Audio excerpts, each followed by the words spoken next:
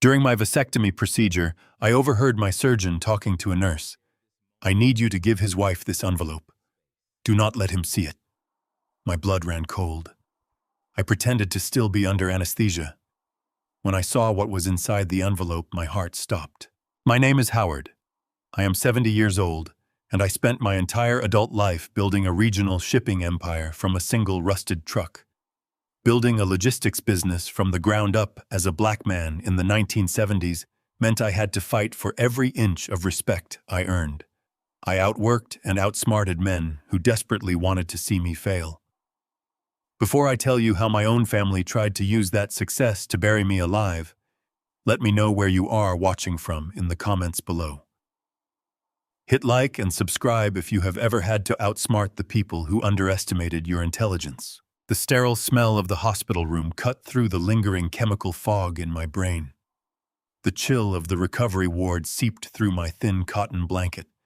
I was supposed to be completely unconscious for another hour. I was undergoing a routine prostate procedure, but Dr. Sutton had strongly recommended a bilateral vasectomy to prevent severe post-operative infections. My wife of 40 years, Naomi, had aggressively pushed for the surgery. She sat in the consultant's plush office 2 weeks ago, clutching her designer handbag, claiming she feared for my life. She cried and said she could not bear the thought of losing me to a preventable infection. Her performance was flawless. She played the devoted, terrified spouse to absolute perfection. I agreed to the procedure simply to ease her mind. I never expected her concern was a calculated trap. I woke from the twilight anesthesia 20 minutes early. The recovery room was completely silent. The heavy dose of sedatives still anchored my limbs to the mattress, but my mind was entirely clear. I kept my eyes shut tightly. I heard the heavy, unmistakable footsteps of Dr. Sutton approaching my bed. The squeak of his expensive leather shoes on the linoleum floor echoed in the quiet space. He stopped right beside my bed. I regulated my breathing, mimicking the deep, rhythmic inhales of a man heavily sedated. I learned to control my physical reactions decades ago during hostile union negotiations on the loading docks. You never let your opponent know you are awake until you are completely ready to strike. Dr. Sutton did not check my vitals. He did not check the surgical site. He spoke in a hushed, urgent tone to the head nurse standing near the door. He told her he was leaving a thick manila envelope at the station. He strictly instructed the nurse to deliver the envelope directly to Naomi the moment she returned from the cafeteria. He explicitly emphasized that she must ensure I never saw the contents under any circumstances. My blood turned to ice.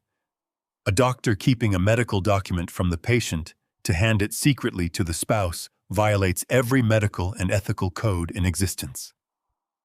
Dr. Sutton turned and left the room, the heavy door clicking shut behind him. The nurse hummed a quiet tune.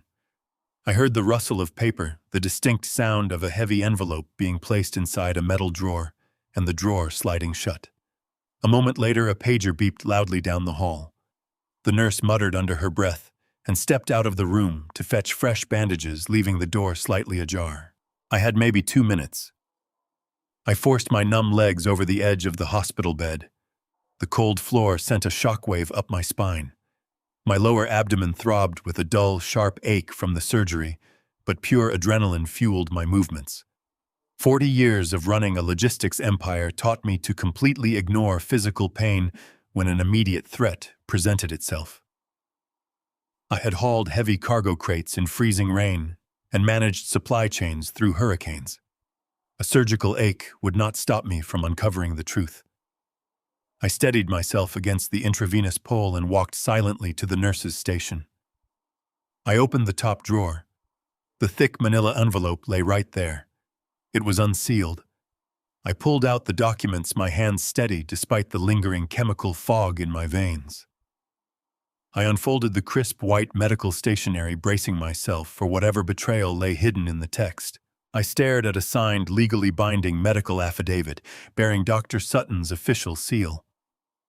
The words printed on the page hit me harder than any physical blow I had ever taken in my life. Dr. Sutton had officially certified that I was suffering from advanced, irreversible cognitive decline and early-onset dementia. The document declared me entirely legally incompetent to manage my own estate, my business, or my personal finances. It recommended the immediate transfer of all my executive authorities and financial assets to my next of kin. They were stripping away my life. I had built a regional shipping fleet that currently employed thousands of people. I managed complex supply chain algorithms daily. My mind was sharp-focused and entirely intact. I remembered the exact tonnage limits of every freighter in my fleet. Naomi had not pushed for this surgery out of concern for my prostate. She had pushed for it to get me into a vulnerable, sedated state so Dr. Sutton could plausibly claim he conducted a neurological evaluation while I was under medical observation. The magnitude of the betrayal was staggering. The woman I had lifted out of poverty, the woman I had showered with wealth and security for 4 decades, had paid a corrupt doctor to declare me legally dead while I was still breathing. The squeak of rubber shoes sounded down the hallway. The nurse was returning. I pulled my cell phone from the plastic belongings bag resting on the counter. I photographed every single page of the affidavit, ensuring the doctor's signature, the medical seal, and the date were perfectly clear in the frame. I folded the documents, slid them back into the manila envelope, and placed it in the exact position inside the drawer.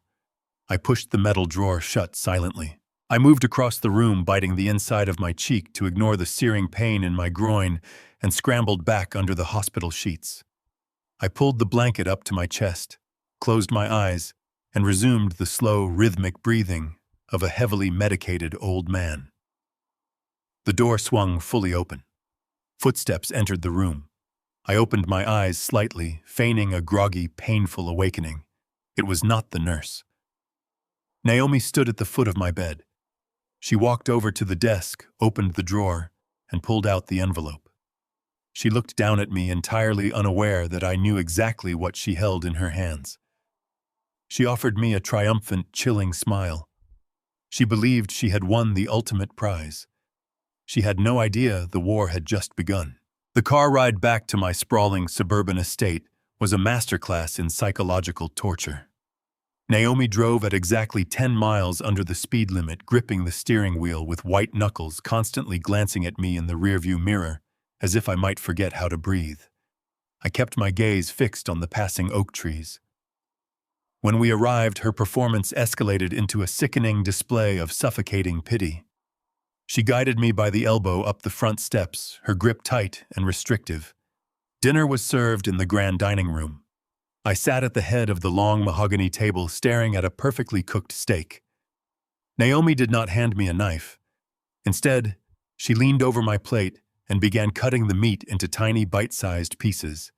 She spoke to me in a slow, exaggerated drawl, enunciating every syllable as one would address a toddler. She told me to chew carefully. I swallowed my pride along with the food.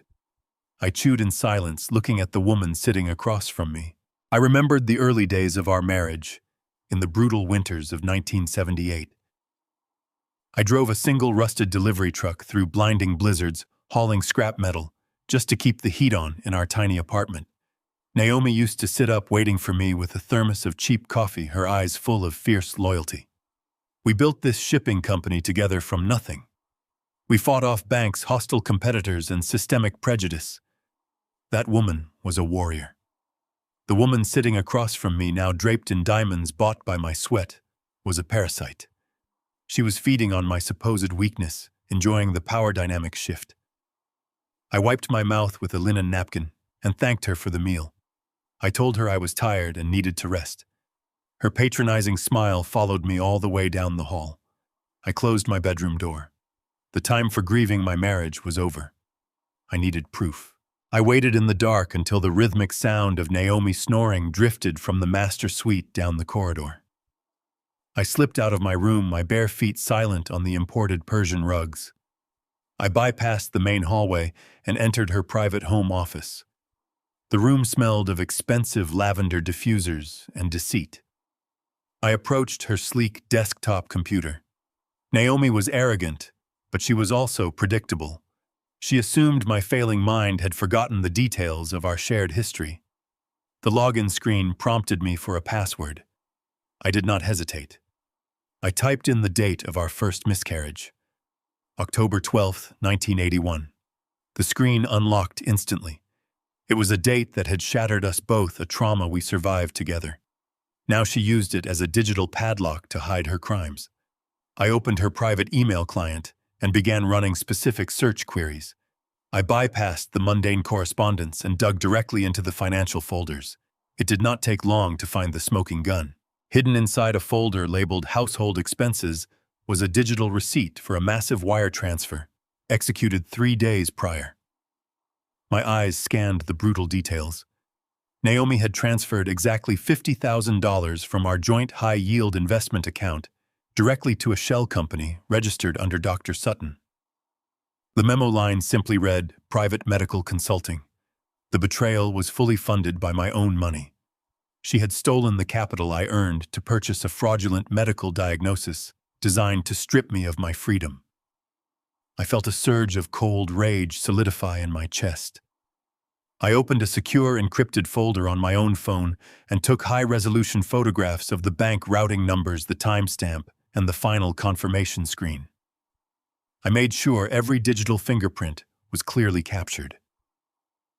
I then meticulously cleared the search history, restored the screen brightness to its original setting, and locked the computer. The digital trail was undeniable. I had the financial motive and the proof of bribery. I stepped out of her office, pulling the heavy oak door shut without making a sound. As I reached the top of the grand staircase, twin beams of harsh white light swept across the driveway, illuminating the stained glass above the front door.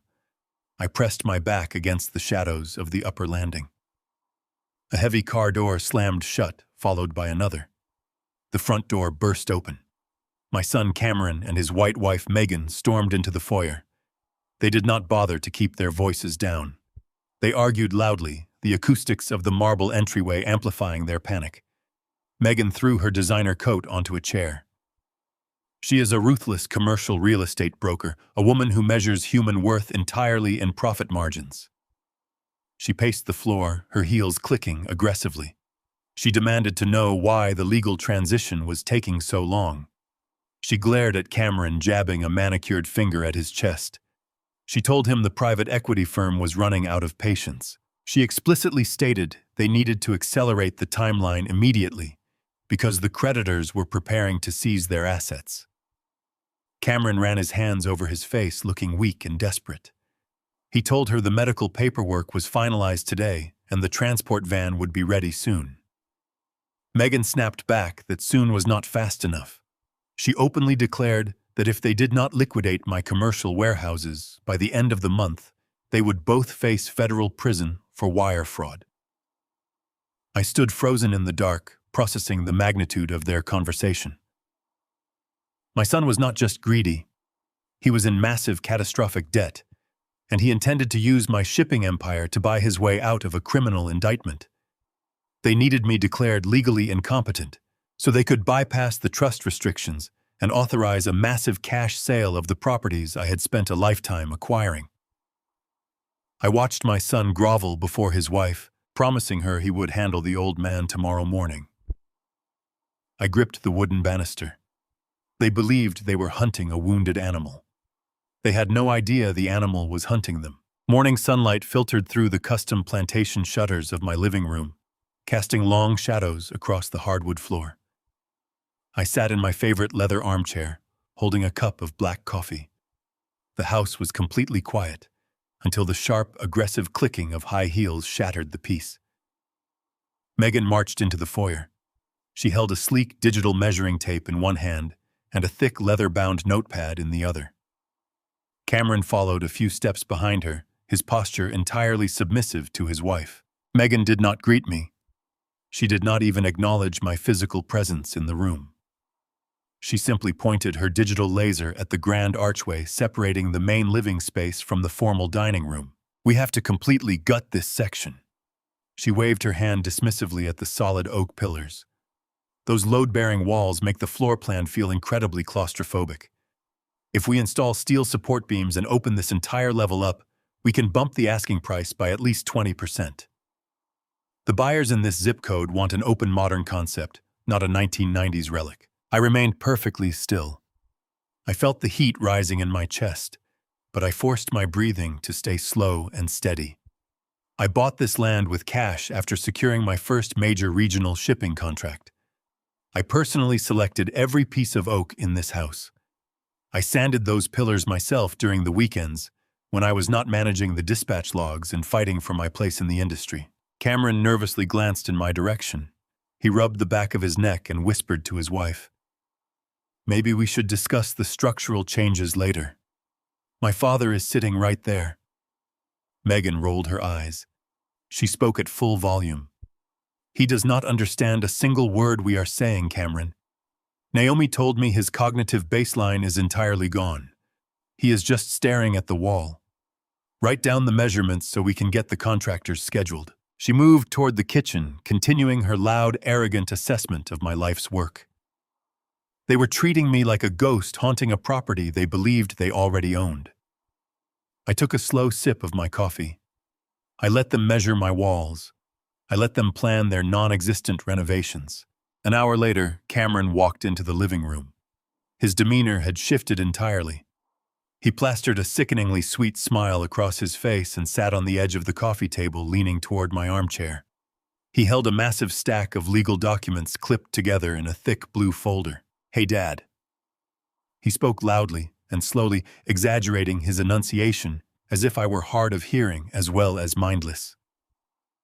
"I hate to bother you on a Tuesday morning, but I really need your help with something simple." I blinked slowly, feigning a mild cognitive haze. "What is it, son?" "It is just the routine corporate insurance renewals." He patted the stack of papers with forced casualness. "The commercial fleet policies expire at the end of the month. Since the original charter is still tied to your founding entity, the underwriters need your signature on the bottom line. It is just bureaucratic red tape." I tabbed the specific pages where you need to sign. I looked at the thick stack. Cameron was gambling on a very specific assumption. For the past 2 years, I had complained constantly about my deteriorating vision. I had squinted at restaurant menus and struggled to read the morning newspaper. He firmly believed I could no longer read fine print without severe difficulty. What he did not know was that I had visited a specialist across town just last week and picked up a brand new, highly precise set of prescription lenses. I had hidden them safely in my study. I let my hands tremble slightly as I reached for the folder. "You know I cannot read these small letters anymore, Cameron. My eyes are not what they used to be." He placed a reassuring hand on my knee. "You do not need to read them, Dad. I read them all last night. Everything is exactly the same as last year. Just sign where I put the yellow sticky notes, and I will handle the rest of the filing, I promise." I stared at his hand on my knee. It was the hand of a son lying directly to his father's face, leveraging decades of trust to execute a theft. I nodded slowly. "Let me take these to my study. I need a flat surface to write properly. My hands are too shaky today to do it on my lap." Cameron smiled, clearly relieved that I was complying without resistance. "Take your time, Dad. I will wait right here." I stood up with deliberate sluggishness, gripping the folder against my chest. I shuffled down the hallway, ensuring my steps sounded heavy and uncertain on the floorboards. The moment my study door clicked shut, my posture straightened. The act was over. I locked the door and walked directly to my mahogany desk. I pulled my new prescription glasses from the top drawer and slid them onto my face. The blurred edges of the world snapped into razor-sharp focus. I placed the thick stack of papers on my desk and bypassed the first 20 pages of standard insurance jargon. I knew exactly how corporate lawyers hid poison pills. They buried them deep within dense, mind-numbing boilerplate text. I flipped to page 42. The heading was not an insurance renewal. It was a durable general power of attorney. The document was meticulously drafted. It granted Naomi and Cameron absolute irrevocable control over my medical directives, my real estate holdings, my liquid assets, and my remaining corporate shares. It explicitly stated that the transfer of power was activated immediately upon signing. They were not waiting for the medical board to process Dr. Sutton's fraudulent affidavit. They were securing an ironclad legal backup plan to drain my accounts by the end of the week. I felt a cold, calculating calm wash over me. I reached into my printer tray and pulled out a blank sheet of high-quality legal paper. I matched the dimensions of page 42 perfectly.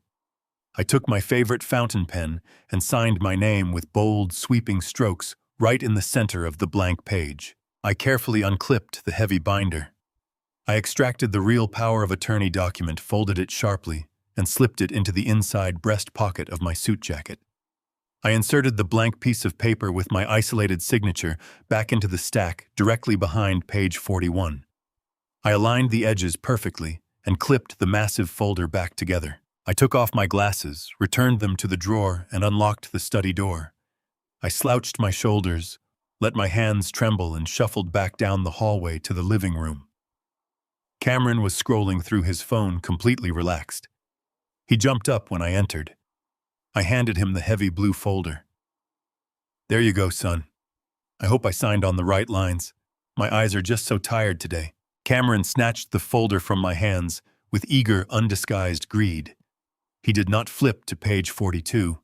His arrogance was so profound, his belief in my mental incompetence so absolute, that he did not even bother to verify the signatures. He simply tucked the folder under his arm. "Thank you, Dad." He patted my shoulder again. "This helps me out a lot. You just rest now. I have to get these filed immediately." He turned and practically sprinted out the front door to show Megan his supposed victory. I stood in the living room listening to their luxury sport utility vehicle speed down the gravel driveway. They thought they had secured the keys to my entire kingdom. They did not realize they were driving away with a completely useless piece of blank paper, and I now possessed the exact blueprint of their legal strategy. I waited by the front window until Naomi's silver sedan rolled down the driveway and disappeared past the wrought iron gates. Her Tuesday country club luncheons were a sacred ritual, buying me at least 3 unbroken hours of solitude. The house settled into a heavy, suffocating silence. I walked back into my study and locked the solid oak door. I approached the massive floor-to-ceiling bookshelf lining the far wall. Decades ago, I hauled 50-pound cargo crates off freighters for 12 hours a day, building the muscle that eventually built an empire. Pushing a custom mahogany bookshelf on hidden casters required leverage, not just raw strength. I wedged my shoulder against the edge and shoved. The heavy unit slid sideways smoothly, revealing the steel face of a fireproof wall safe. I spun the dial, entering the combination with practiced precision.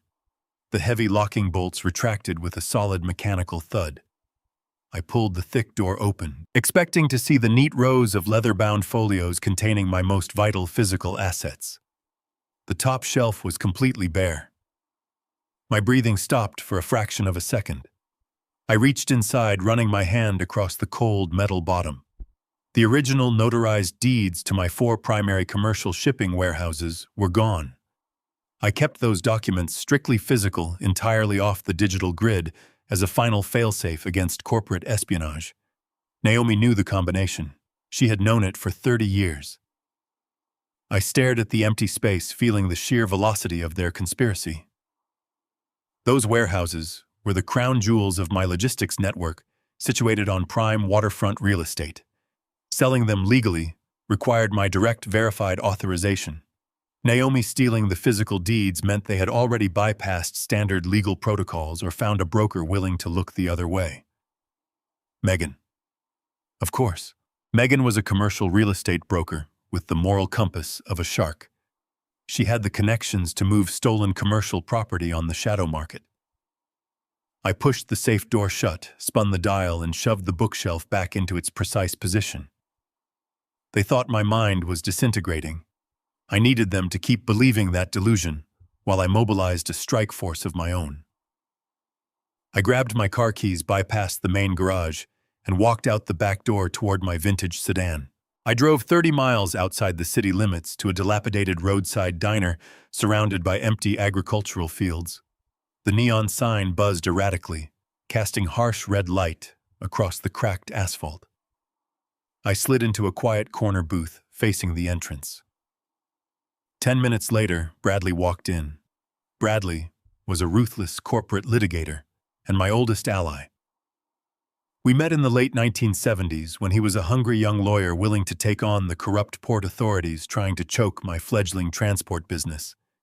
He had navigated my company through vicious antitrust lawsuits, hostile takeover attempts, and brutal union strikes.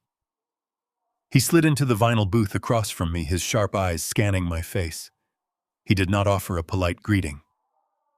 I placed my phone on the scratched Formica table. I pressed play on the audio file I had captured from the dark hallway. Cameron and Megan's voices hissed through the small speaker, arguing viciously about accelerating the timeline and liquidating my assets before creditors seized everything. Bradley listened with a face carved from stone. When the recording finished, I swiped the screen and brought up the high-resolution photograph of Dr. Sutton's fraudulent medical affidavit.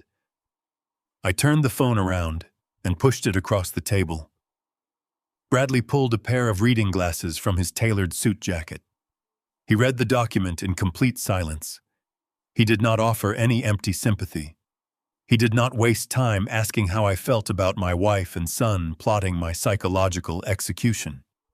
That was not how we operated. He removed his glasses and looked directly at me.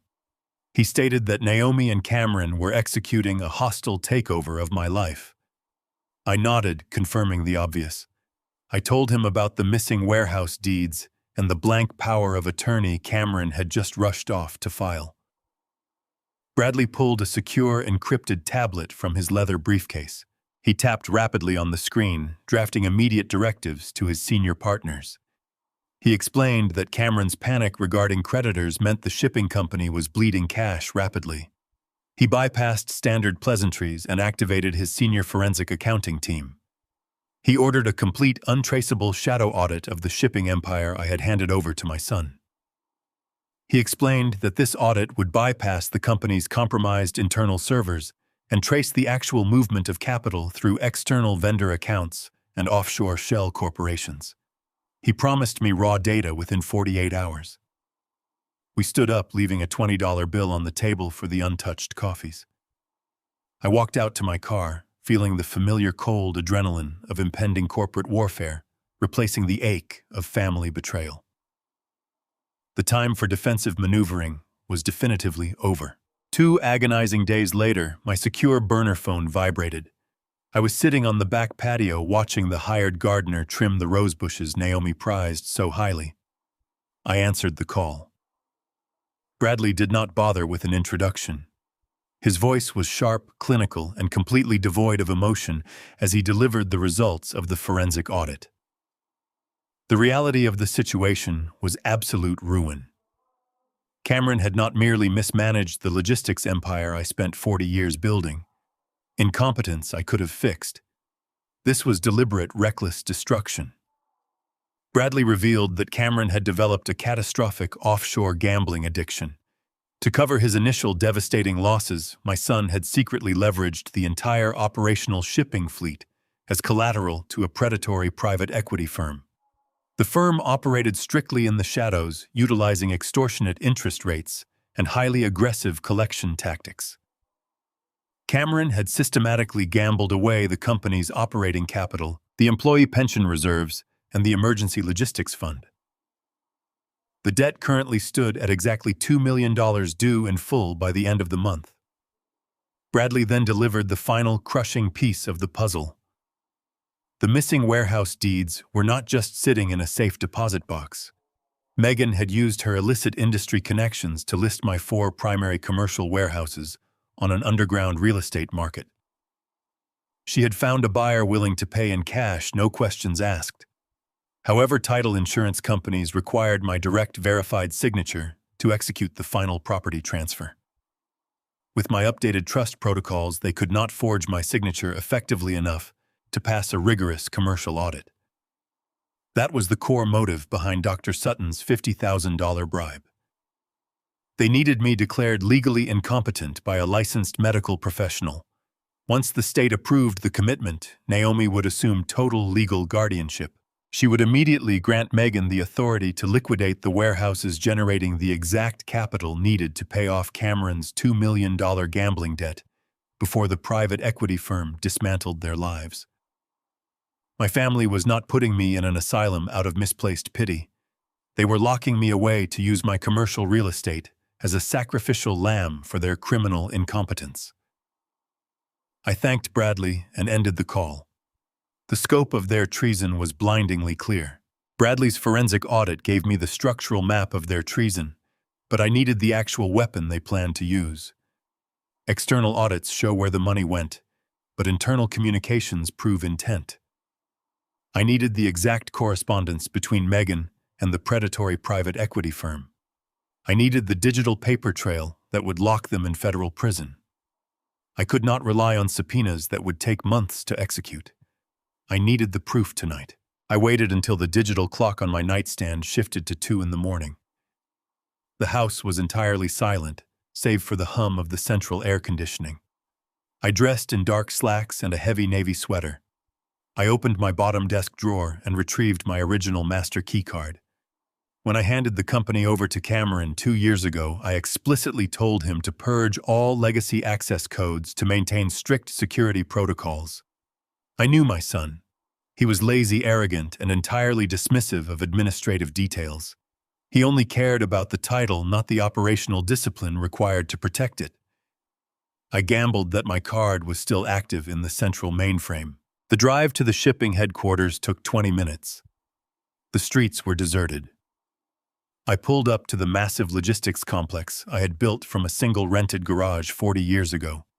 The sight of the illuminated corporate logo usually filled me with pride. Tonight, it felt like looking at a hijacked ship. I parked my vintage sedan in the shadows behind the auxiliary loading docks, avoiding the main security cameras I had personally positioned a decade ago. I walked to the rear executive entrance. The night air was sharp and biting. I held my breath and pressed the faded plastic keycard against the electronic reader. A green light flashed instantly. The heavy steel door clicked open. Cameron's sheer incompetence was staggering. I stepped into the dimly lit corridor and made my way to the executive suite. Cameron had completely remodeled my old office. He replaced the solid oak furniture with fragile glass tables and flashy, impractical decor. It looked like the office of a man playing a corporate executive on television. I sat down at his sleek, oversized desk and woke his computer from sleep mode. Cameron utilized biometric security for his desktop, but he lacked the technical understanding of how the company's network architecture was actually layered. I had hired the original systems engineers. I knew the administrative backdoors programmed into the server hierarchy safeguards installed to prevent catastrophic data loss during natural disasters. I bypassed his fingerprint scanner entirely by accessing the remote server interface using my original founder credentials. The screen illuminated, bathing the dark room in a harsh blue glow. I opened his primary email client and began a targeted extraction. Cameron was careless, but Megan was a seasoned broker who understood digital liability. She would not leave explicit instructions in the open. I bypassed the standard inbox and accessed the deep archive folders, searching for encrypted attachments and hidden directories. It took 15 minutes of methodical digging before I found a segregated folder simply titled Project Horizon. I opened the directory. It contained dozens of PDF documents, loan agreements, and direct email chains between Megan's private real estate firm and the managing partners of the offshore private equity group. I read the correspondence with a cold, mechanical focus. Megan was aggressively negotiating the immediate liquidation of my 4 commercial warehouses. The buyers demanded clear, unencumbered titles before releasing the funds to cover Cameron's staggering gambling debts. Then I found the definitive proof of their conspiracy. It was an email sent directly from Megan to the lead equity partner dated yesterday afternoon. I read her exact words on the glowing monitor. She assured the creditors the assets would be completely unsecured within 48 hours. She wrote that the old man's mind is entirely gone. We finalized the state medical commitment on Thursday morning. The warehouse deeds will be transferred to your holding company by Friday afternoon. Do not execute the default protocols. We have total control. Thursday morning. I looked at the digital clock on the bottom corner of the screen. It was currently 2:45 a.m. on Wednesday. They were coming to lock me in a psychiatric ward in exactly 29 hours. I pulled a military-grade encrypted hard drive from my pocket and connected it to the terminal. I initiated a mass transfer of the entire Project Horizon folder. The progress bar crawled across the screen. Every percentage point felt like an eternity. I needed this data to completely sever their legal authority and expose the fraudulent medical diagnosis. The bar reached 99%. The transfer completion chime sounded precisely as a harsh beam of flashlight cut through the frosted glass of the executive suite door. I instantly yanked the hard drive from the USB port and shoved it deep into my pocket. The heavy office door swung open.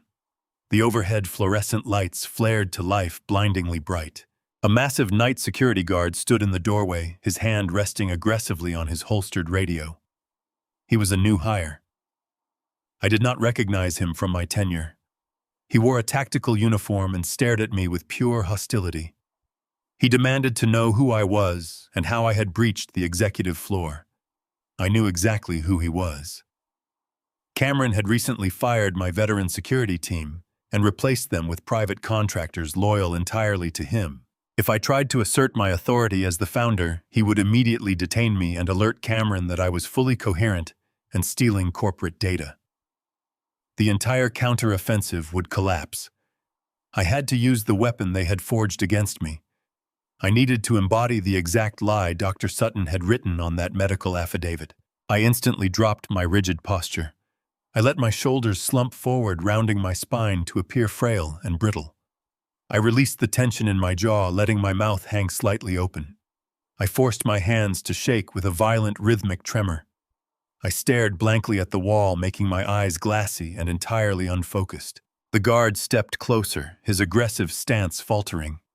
He asked me again what I was doing there, his tone shifting from anger to profound confusion. I did not look at him.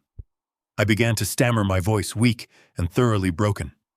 I told him I was looking for Buster. I mumbled that Buster had gotten out of the yard and I needed to find him before it started raining. Buster was my golden retriever who had died 15 years ago. The guard exhaled a heavy breath. The hostility completely vanished from his face, replaced by overwhelming, patronizing pity. He fell for the performance completely. He gently took my elbow, speaking to me in the soft, soothing tones one uses for a lost child. He told me Buster was not here and offered to help me get home. He guided me carefully out of the building and walked me to my car. I slumped into the driver's seat, maintaining my vacant stare. As I pulled away, I watched in the rearview mirror. The guard pulled out his cell phone, dialing Cameron to report that his senile father was wandering the office in the middle of the night. The trap was tightening around me, but the digital proof was securely resting in my pocket. I pulled into my driveway as dawn began to bleed over the horizon. The encrypted hard drive felt heavy in my pocket, a loaded weapon waiting to be fired. I managed a few hours of fitful sleep, fully aware that my performance at the corporate office would trigger a severe reaction from my family. I did not have to wait long. I walked downstairs mid-morning, heading toward the kitchen for my usual cup of black coffee. A sharp chemical odor hit my nostrils before I even crossed the threshold. It was the unmistakable, suffocating stench of raw natural gas. I stepped into the kitchen and saw all 6 dials on the massive Viking range turned to their maximum output. The unlit burners were flooding the enclosed space with toxic, explosive fumes. Before I could even reach out to shut off the valves, a piercing scream echoed down the main staircase. Naomi sprinted into the room, waving her arms frantically, coughing with exaggerated desperation. She threw open the French doors to the patio and spun around to face me. Her face was a mask of absolute calculated horror. She shrieked that I was trying to murder us both in our sleep. She accused me of turning on the gas and forgetting to strike the match, screaming that my mind was completely gone. She marched over to the kitchen island and pulled a thick red notebook from a drawer. She slapped it onto the marble counter and began writing furiously, narrating her words aloud. She declared she had to document every single one of my dangerous episodes for her own legal and physical protection. She wrote the exact time and a completely fabricated description of my supposed confusion. I knew exactly what she was doing. She was building the paper trail to legally justify Dr. Sutton's fraudulent medical affidavit. I dropped my shoulders and stared at my slippers. I forced a look of utter bewilderment onto my face. I apologized profusely, my voice shaking with perfectly pitched fear. I told her I just wanted to boil some water for tea and must have forgotten how the knobs worked. I let a single tear slide down my cheek, offering her the exact image of a broken, senile old man she desperately needed to validate her narrative. Naomi ordered me out of the kitchen, claiming I was too much of a hazard to be left unsupervised near any appliances. I nodded meekly and retreated to the sanctuary of my study. I locked the heavy oak door behind me and let the pathetic facade melt away instantly. My spine straightened. The tears stopped. A year ago, a string of highly organized burglaries had hit our gated neighborhood. Cameron had scoffed at my concerns, calling me a paranoid old man. I ignored his arrogance and personally hired an independent security contractor to install covert micro-cameras throughout the interior common areas of the estate. They were motion-activated, completely invisible, and synced directly to a private encrypted server I managed myself. Naomi never knew they existed because she never bothered to ask how I secured the property. I sat down at my mahogany desk and opened my secure laptop. I pulled up the primary kitchen feed from the past hour. The high-definition footage was perfectly clear. I watched the video file play back the objective truth. Naomi walked into the pristine kitchen exactly 15 minutes before I came downstairs. She checked her reflection in the microwave glass, adjusted her silk robe, and calmly turned all 6 dials on the gas stove to their maximum open position. She did not rush. She did not panic. She poured herself a glass of orange juice from the refrigerator stood by the island and waited patiently for 10 agonizing minutes while the room filled with explosive fumes. Then she heard my footsteps on the stairs.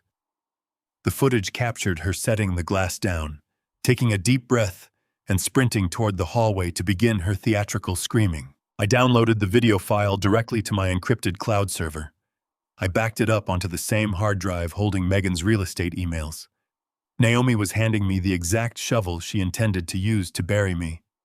I now had definitive, irrefutable video evidence of my wife staging a potentially lethal domestic incident to legally frame me for cognitive incompetence. The tension in the house was suffocating for the rest of the day. Naomi treated me like a volatile explosive, keeping her distance while shooting me looks of profound tragedy whenever she walked past. That evening, Cameron and Megan arrived precisely at 6 o'clock.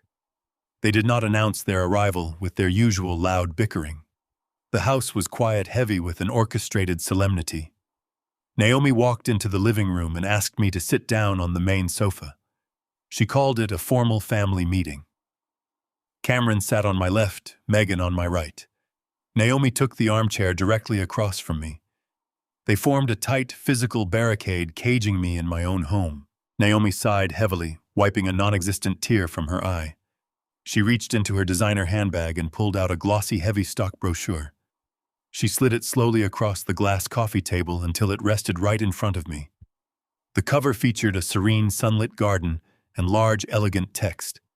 It read, "Silver Pines Secure Care Facility." Naomi spoke in a voice dripping with manufactured sorrow.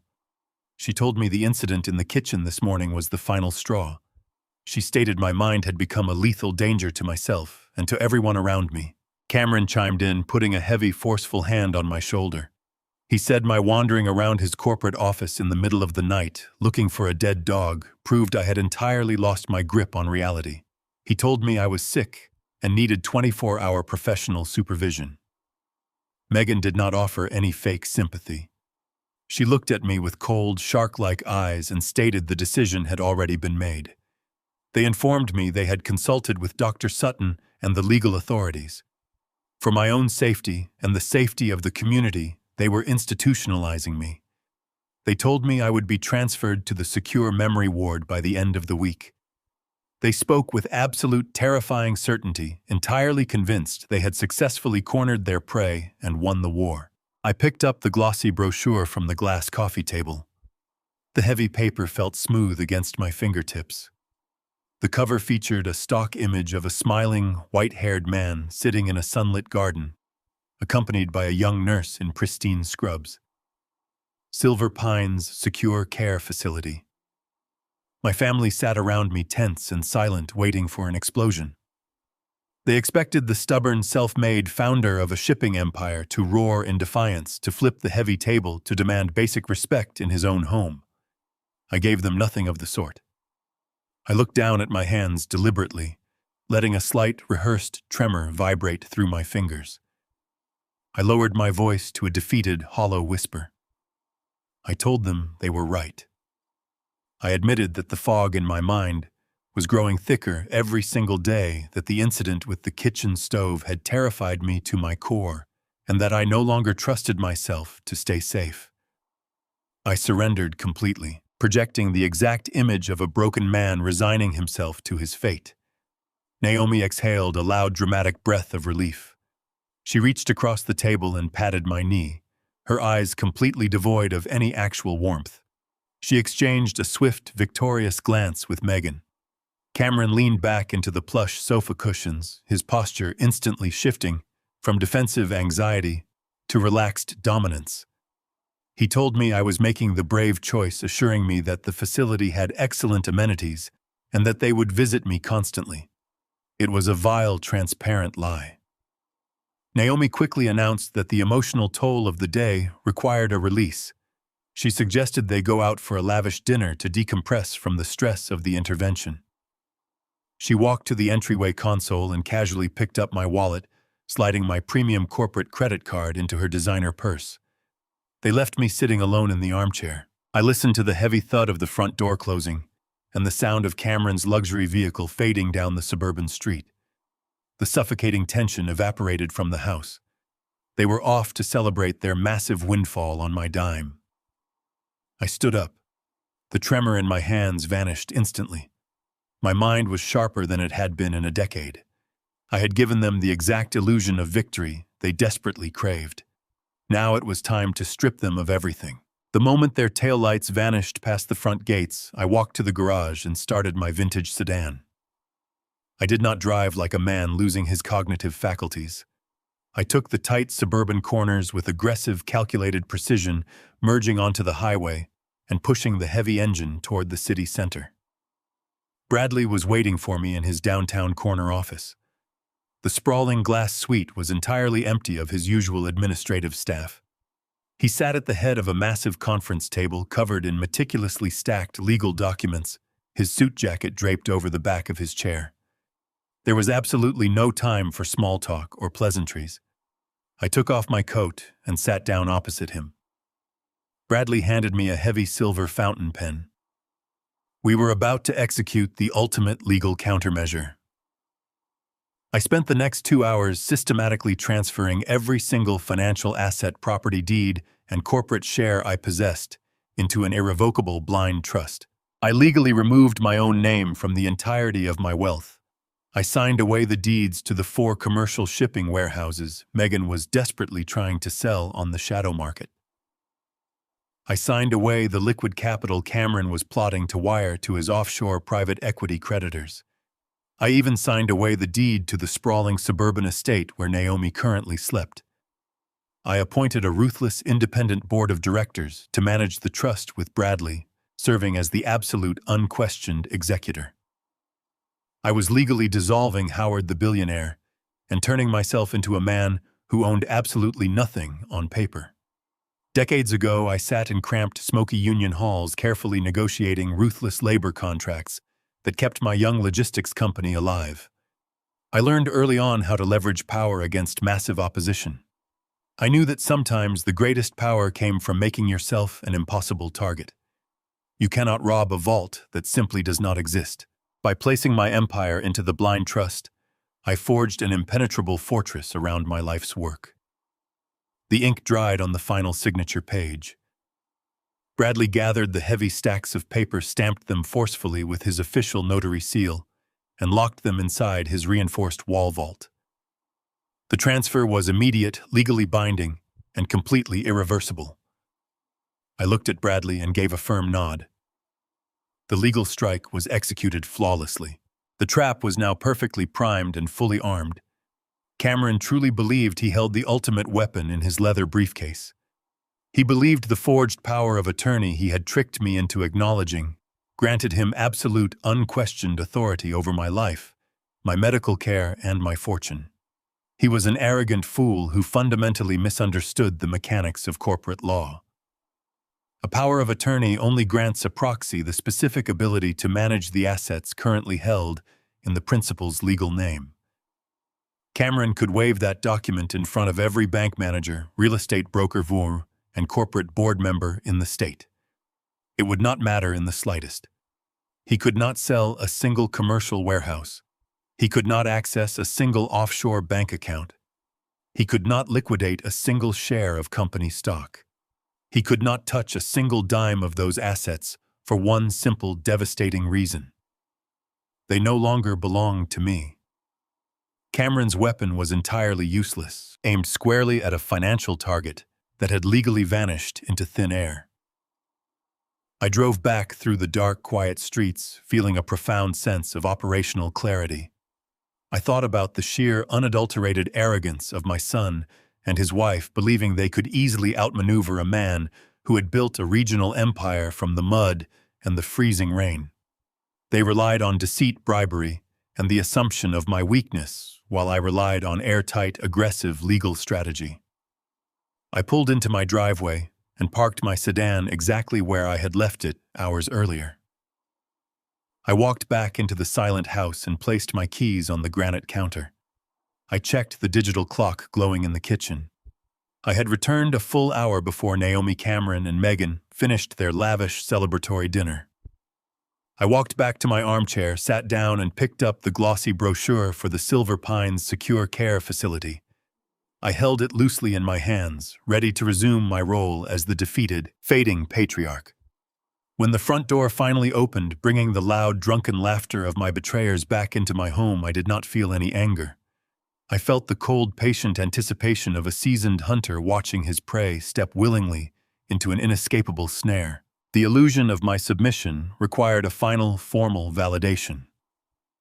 Wednesday morning arrived with a heavy, suffocating, overcast sky perfectly matching the orchestrated gloom Naomi had draped over the house.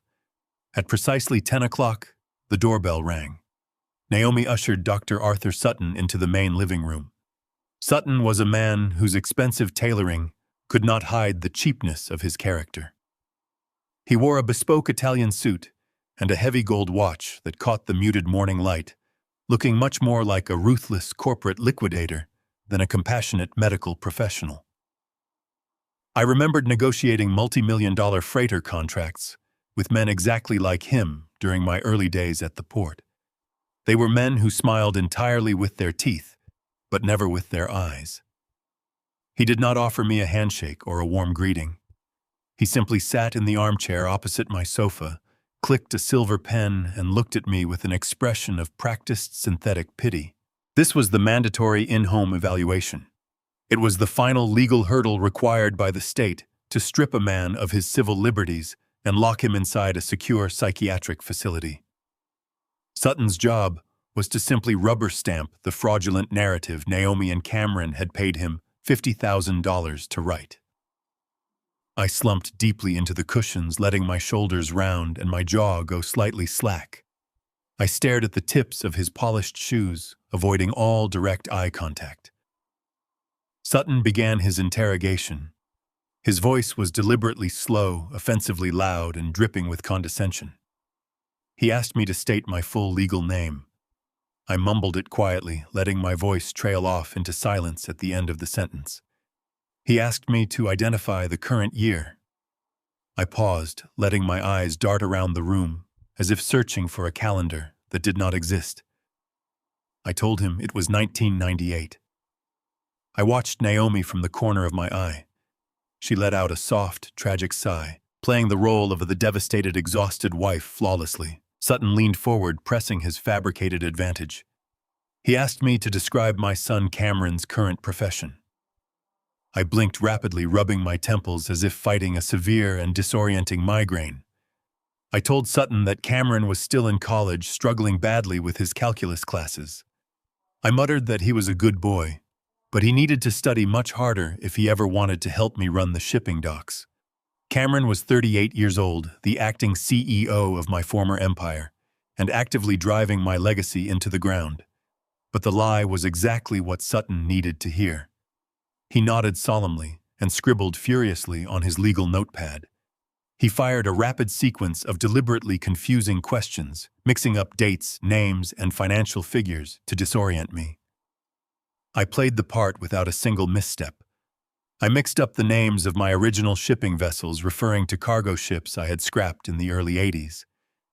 I asked Naomi when her mother was coming to visit, requesting a woman who had been dead for 2 decades. Every fabricated error I made was another nail in the coffin they were eagerly building for me. Sutton stopped writing and closed his notebook with a sharp, definitive snap. He looked at Naomi with a grave, theatrical expression, shaking his head slowly to indicate my mind was irrevocably lost. Sutton placed his leather portfolio on the glass coffee table directly between us. He extracted a thick, heavily tabbed stack of legal documents. This was the final medical affidavit, the state-mandated declaration of my complete and irreversible cognitive failure. He did not bother to read the boilerplate legal text aloud to me.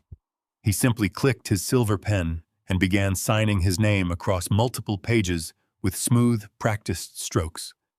Each signature was a profound violation of his medical oath, purchased entirely by Cameron's stolen corporate funds. Naomi stood beside his chair, wringing her hands in a spectacular display of counterfeit anxiety. She asked Sutton if the physical transition to the ward would be overly traumatic for me. Sutton handed her the finalized paperwork and offered a reassuring, oily smile. He told her she was making the only responsible choice available. He assured her that the silver medical transport van was already scheduled to arrive on Thursday morning at 8 o'clock sharp. He promised the facility orderlies were highly trained in handling resistant dementia patients. He explicitly stated that the legal commitment papers granted the orderlies full state authority to remove me from the premises by physical force if absolutely necessary. They spoke about me as if I were a broken, useless piece of furniture waiting to be hauled away to the landfill. I sat quietly on the sofa, letting a vacant, confused expression dominate my face. I watched Sutton pack his briefcase and stand up to leave.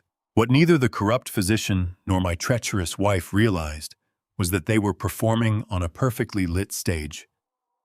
Directly behind Sutton's armchair stood my massive floor-to-ceiling mahogany bookshelf.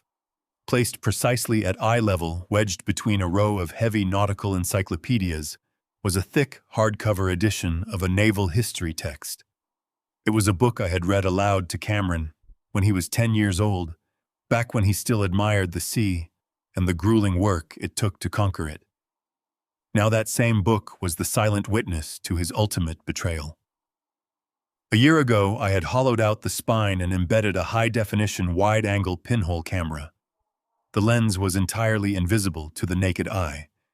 It possessed advanced audio capture capabilities and streamed directly to my encrypted cloud server.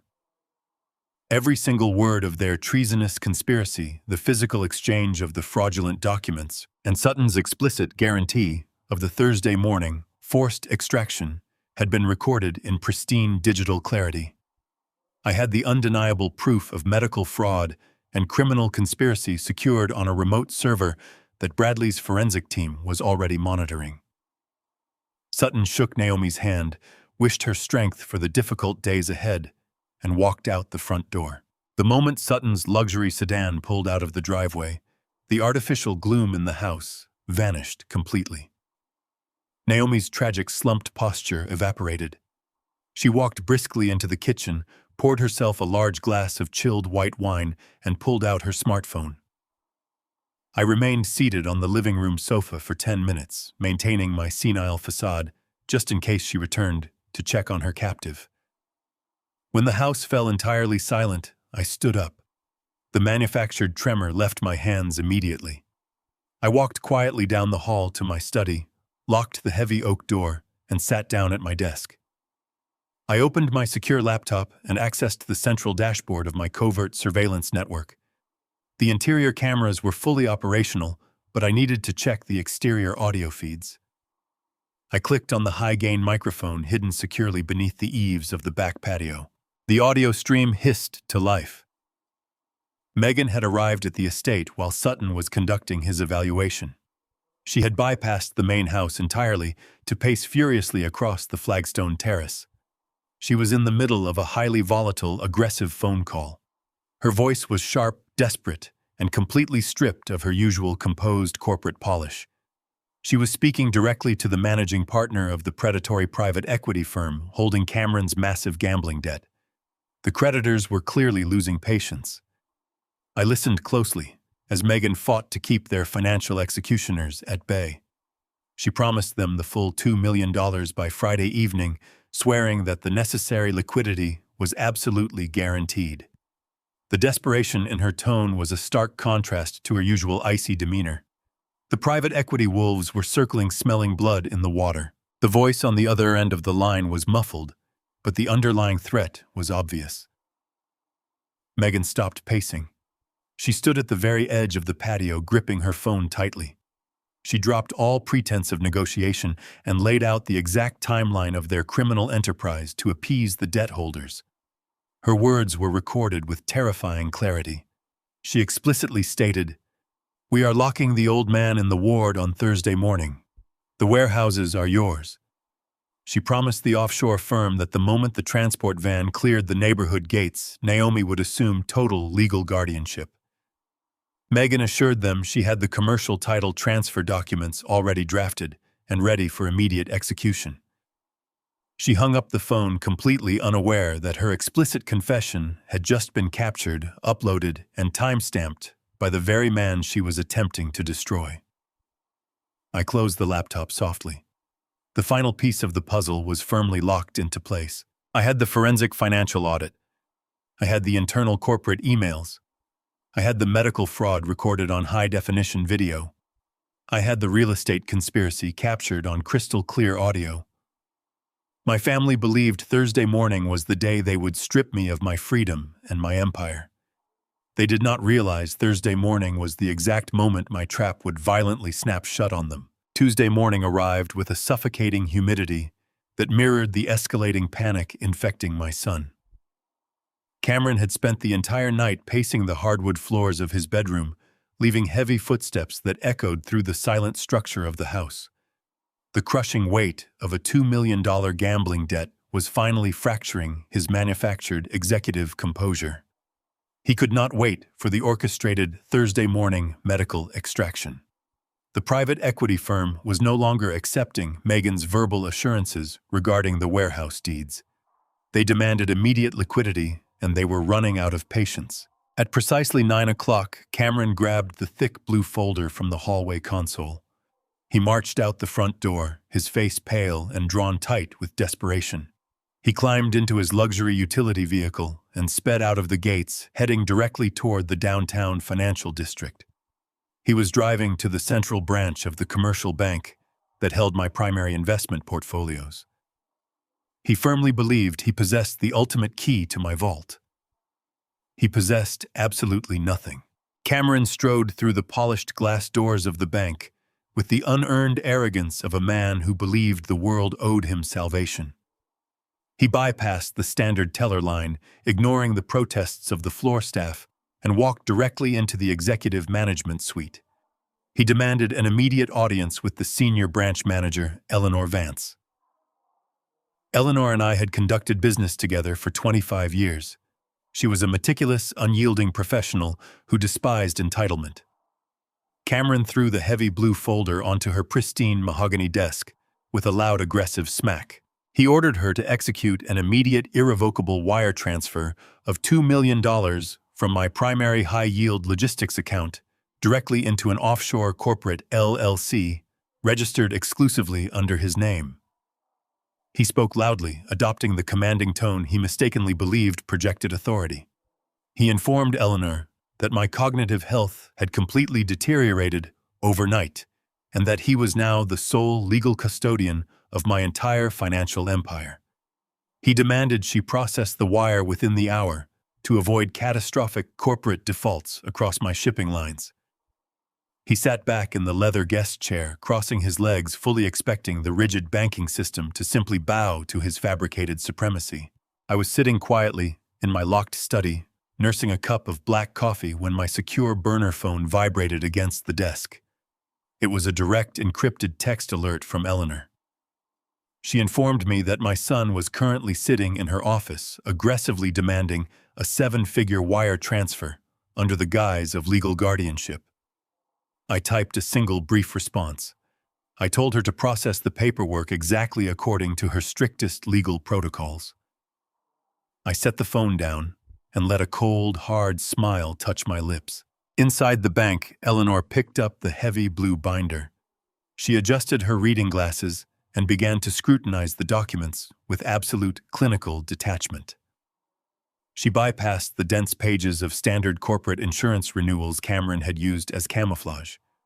She flipped directly to page 42, the specific document Cameron claimed was an ironclad, durable general power of attorney. She laid the paper flat on her desk and stared at it in complete silence. Cameron leaned forward, his arrogance slowly curdling into nervous irritation. He demanded to know what was causing the delay, insisting the legal language was perfectly standard and required no further review. Eleanor slid the document across the polished wood toward my son. She informed him in a flat, uncompromising tone that she could not execute a multi-million-dollar transfer based on the provided material. Cameron snatched the paper, his face flushing crimson with sudden rage. He looked down at page 42 for the very first time. It was not a densely worded legal decree granting him absolute financial control. It was a single, pristine sheet of blank, high-quality legal paper, featuring nothing but my isolated sweeping signature floating in the dead center. I had removed the actual weapon days ago, leaving him with an entirely worthless piece of stationery. The realization hit Cameron like a physical blow. The color drained from his face, replaced instantly by a violent, explosive panic. He erupted into a full-blown tantrum right in the middle of the executive suite. He slammed his fists against Eleanor's desk, shattering the quiet professionalism of the bank. He screamed that she was intentionally obstructing critical corporate operations.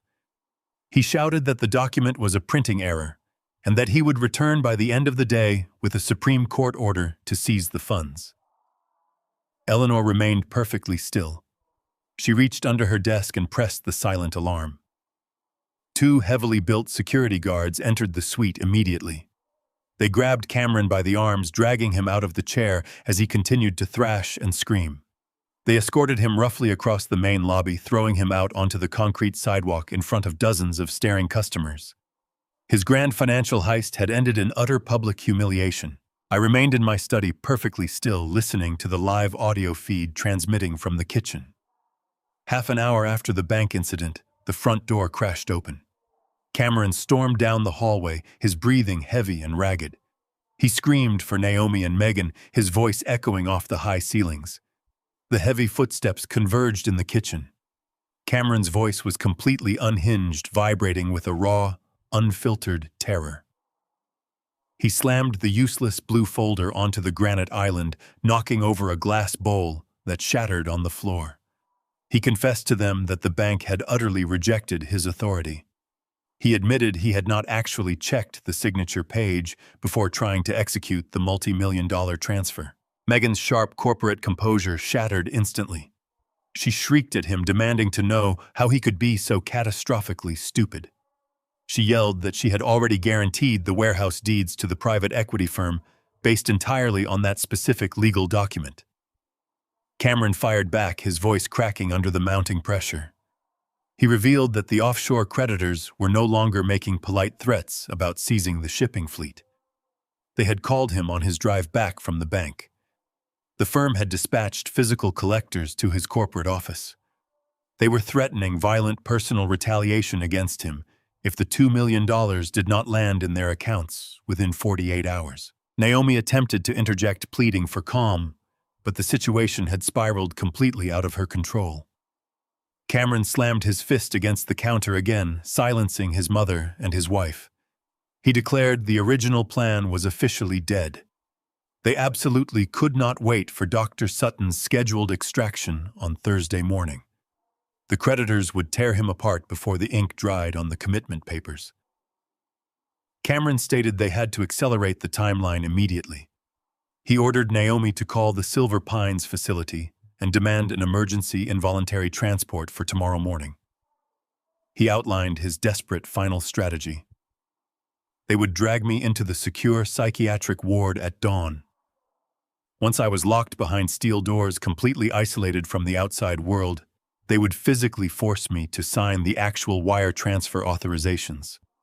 They planned to use my total isolation and the threat of permanent institutionalization to break my will. I turned off the audio feed and closed my laptop. They were moving the war to Wednesday. I was completely ready for them. The digital clock on my desk glowed in the dark study. Cameron's terrified voice still echoed in my mind from the kitchen surveillance feed. The offshore creditors were not issuing empty corporate threats. They were violent men accustomed to extracting blood when cash failed to materialize. A father's instinct is a powerful, deeply ingrained mechanism. Despite the profound, sickening betrayal I had witnessed over the past few days, I could not allow anonymous street thugs to physically dismantle my son. He had brought this extreme danger upon himself through sheer arrogance and rampant stupidity, but I refused to let an external force dictate the punishment. If Cameron owed his soul to the devil, I would simply buy the devil's contract. I was entirely done playing the victim. I decided right then that I would completely own my enemies. I opened my encrypted laptop and bypassed the standard domestic banking portals. When I built the logistics empire during the expansion boom of the 1980s, I learned the critical importance of absolute financial redundancy. I created a secondary, entirely untraceable network of offshore holding accounts. I had spent decades moving portions of my legitimate international revenue into these accounts, paying the appropriate international taxes, but keeping the immense balances completely hidden from domestic inquiries. It was my ultimate contingency plan, a war chest designed for a catastrophic corporate emergency. These funds were completely divorced from the primary corporate structure and the irrevocable blind trust I had established with Bradley just hours ago. Naomi and Cameron had spent years scrutinizing my domestic tax returns, assuming they understood the totality of my wealth. They were staring at the tip of the iceberg, while ignoring the massive mountain submerged beneath the freezing water. I utilized a multi-factor authentication sequence linking a rotating digital token to a secure server based in Geneva. The screen illuminated with the current balances of my liquid, unencumbered offshore assets. The numbers staring back at me dwarfed the total operational value of the shipping company Cameron had so eagerly gambled away.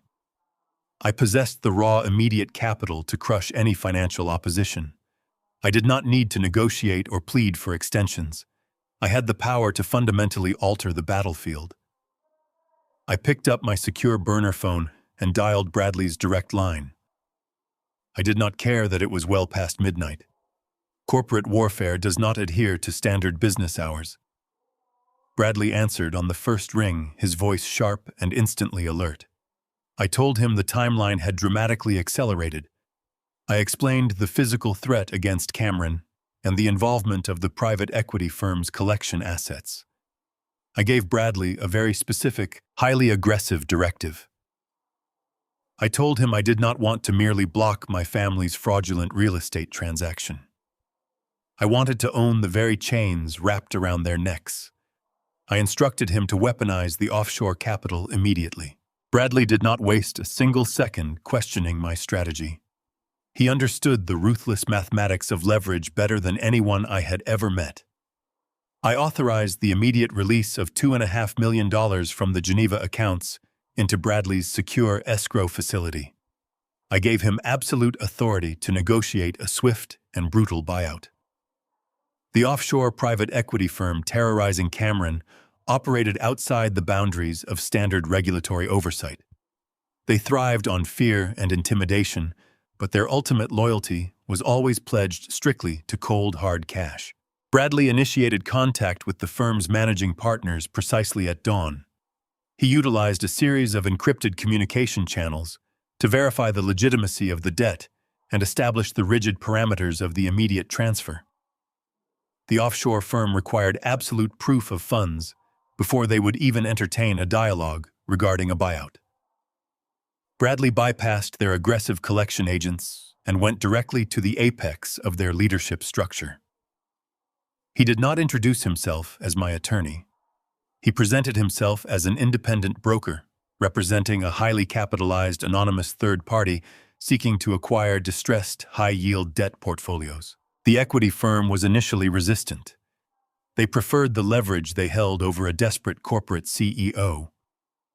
Bradley applied overwhelming financial pressure. He offered them the entire $2 million principal plus an immediate 20% premium wired entirely in untraceable liquid funds. The only condition was that the transaction had to be executed and legally finalized within the next 4 hours. The prospect of an instantaneous zero-risk return on a highly volatile unsecured gambling debt was impossible for them to refuse. I sat in my study watching the sun crest the horizon, tracking the progress of the financial strike through encrypted updates from Bradley's office. At exactly 8 o'clock in the morning, the heavy legal machinery ground to a halt. Bradley forwarded the final countersigned acquisition agreements to my secure server. The private equity firm had formally relinquished all claims rights and collection authority regarding Cameron's massive liability. They took their premium and vanished back into the financial shadows. The entire $2 million debt portfolio had been successfully severed from the offshore predators. I watched the confirmation receipts flood my inbox. The acquisition was executed with flawless, devastating efficiency. I had utilized a fraction of my hidden liquid assets to purchase the totality of my son's catastrophic failures. The transfer was absolute and completely irreversible. I downloaded the acquisition files reviewing the dense legal language that officially reassigned the debt. The private equity firm was no longer a factor in this equation. The violent collectors they had dispatched to Cameron's corporate office would be recalled immediately. The immediate physical danger to my son was definitively neutralized. However, Cameron was not walking away free.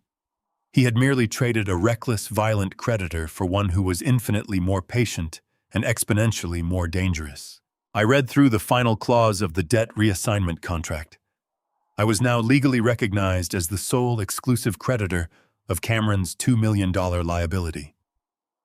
The implications were absolute and completely uncompromising. Cameron and Megan were legally bound to repay the entire sum directly to me. If they failed to deliver the funds immediately upon demand, I possessed the unquestioned legal authority to initiate total asset forfeiture. I could legally seize the sleek luxury utility vehicles sitting in my driveway. I could freeze and drain their personal joint and corporate bank accounts. I could place a massive, inescapable lien on the sprawling suburban estate Naomi believed she controlled. I could strip them of every single material possession they valued. They had spent months meticulously planning to lock me inside a secure psychiatric ward to steal my commercial real estate. They had conspired with corrupt doctors and fraudulent brokers to execute a hostile takeover of my entire existence. They believed they were the masterminds of a brilliant financial execution. They were entirely oblivious to the fact that I had just bought the rights to their financial survival. I had constructed a titanium cage around their lives, and I was currently holding the only key. I had spent the last 3 days playing the role of a fading, senile victim, allowing them to measure the walls and appraise the furniture. Now the performance was over. The financial guillotine was raised, and I was holding the release cord. I powered up the high-resolution laser printer sitting in the corner of my study. I sent the heavily encrypted debt ownership documents to the machine. The printer whirred to life, spitting out page after page of dense, undeniable legal reality. I gathered the warm sheets of paper, aligning the edges with precise, deliberate movements. I walked over to the mahogany filing cabinet and withdrew a sleek, jet-black leather folder. It was thick, heavy, and radiated quiet authority. I placed the freshly printed acquisition contracts inside the leather binding. I closed the cover, running my hand across the smooth, dark surface. The trap was fully set. The bait had been taken. The cage door was locked. I placed the black leather folder squarely in the dead center of my desk. I sat back in my chair and waited for my family to launch their pathetic, desperate assault. The sun set on Wednesday evening, casting long, dark shadows across the manicured lawns of the estate. I left the black leather folder exactly where it was on the center of my desk and walked out of the study. The aroma of roasted garlic, seared prime rib, and rich truffle butter drifted down the main hallway. Naomi was orchestrating a lavish dinner. This was not a meal meant to comfort a husband on his final night at home. This was a victorious banquet. I entered the formal dining room. The grand oak table I had commissioned from a master carpenter 3 decades ago was set with Naomi's finest imported porcelain and heavy silver cutlery. Cameron and Megan were already seated, their faces flushed with the intoxicating thrill of their impending payout. Megan held a crystal decanter, pouring a deep ruby-red liquid into Cameron's glass. I recognized the bottle resting on the polished wood immediately. It was a rare vintage Bordeaux I had personally selected and secured in the climate-controlled cellar 10 years ago. I had specifically designated that bottle for the evening of my official corporate retirement, a milestone I had earned through blood and relentless labor.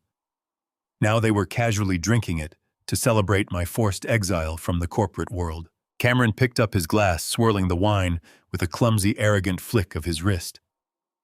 He did not ask if I wanted a glass. Megan did not reach for a 4th goblet. They treated my physical presence at the table as if I were a ghost haunting a chair they already owned. I pulled out my seat at the head of the table and sat down in complete silence. Naomi swept into the room carrying a massive silver serving tray, her face glowing with a triumphant, radiant energy. She took her seat at the opposite end of the table and raised her own crystal glass. Cameron stood up, holding his stolen vintage wine high in the air. He did not look at me. He looked directly at his wife and his mother. He declared a loud, boisterous toast to new beginnings and fresh capital. The 3 of them clinked their glasses together. The sharp, clear chime of the crystal echoed through the dining room. They drank deeply, savoring the taste of a victory they believed was entirely secure. They were openly celebrating the liquidation of my life right in front of my face. The meal progressed with a sickeningly cheerful momentum. The thin, transparent veil of manufactured concern they had worn for the past 3 months completely evaporated. They no longer felt the need to perform the exhausting roles of a grieving wife and a burdened, dutiful son. The trap was set for tomorrow morning, and they believed I was utterly powerless to stop the steel jaws from snapping shut. Cameron set his empty wine glass down and finally turned his gaze toward me. His face was hard, completely stripped of the patronizing, faux sympathetic tone he had utilized in the presence of the night security guard and Dr. Sutton. He spoke to me with the cold, clinical authority of a warden addressing an inmate. He informed me that the medical transport van would arrive at the front gates at exactly 8 o'clock tomorrow morning. He instructed me to have a small bag packed tonight, stipulating that the facility had strict rules regarding personal belongings. He did not frame this directive as a medical necessity. He presented it as an absolute non-negotiable eviction from my own property. Megan leaned over her plate, cutting into her prime rib with a sharp steak knife. She casually bypassed the topic of my institutionalization and shifted the conversation directly to interior decoration. She looked around the formal dining room, her eyes raking over the solid oak pillars and the vintage armoires I had collected over a lifetime. She told Naomi that the entire aesthetic of the house was aggressively outdated. Megan explicitly stated her intention to hire a professional demolition crew the moment the transport van cleared the neighborhood gates. She pointed her knife at the handcrafted mahogany display cabinet in the corner, declaring that the heavy antique junk would be thrown directly into a commercial dumpster by Friday afternoon. She wanted the main floor completely gutted, removing load-bearing walls and installing steel beams to create a modern open concept that would drastically maximize the upcoming real estate appraisal. She spoke about my home as a mere asset to be stripped and flipped to cover their catastrophic debts. I looked at Naomi. I expected the woman who had shared my bed for 30 years to offer at least a token defense of the home we had built from the ground up. Instead, Naomi carefully blotted her lips with a linen napkin and looked at me with an expression of profound, chilling disdain. She told me I had brought this entire situation upon myself. She stated that I had stubbornly refused to adapt, refused to step aside, and had ultimately become entirely useless to the family's future. She blamed my fabricated dementia for forcing their hand actively rewriting history to make themselves the victims of my existence. I did not raise my voice. I did not slam my fists against the heavy oak table.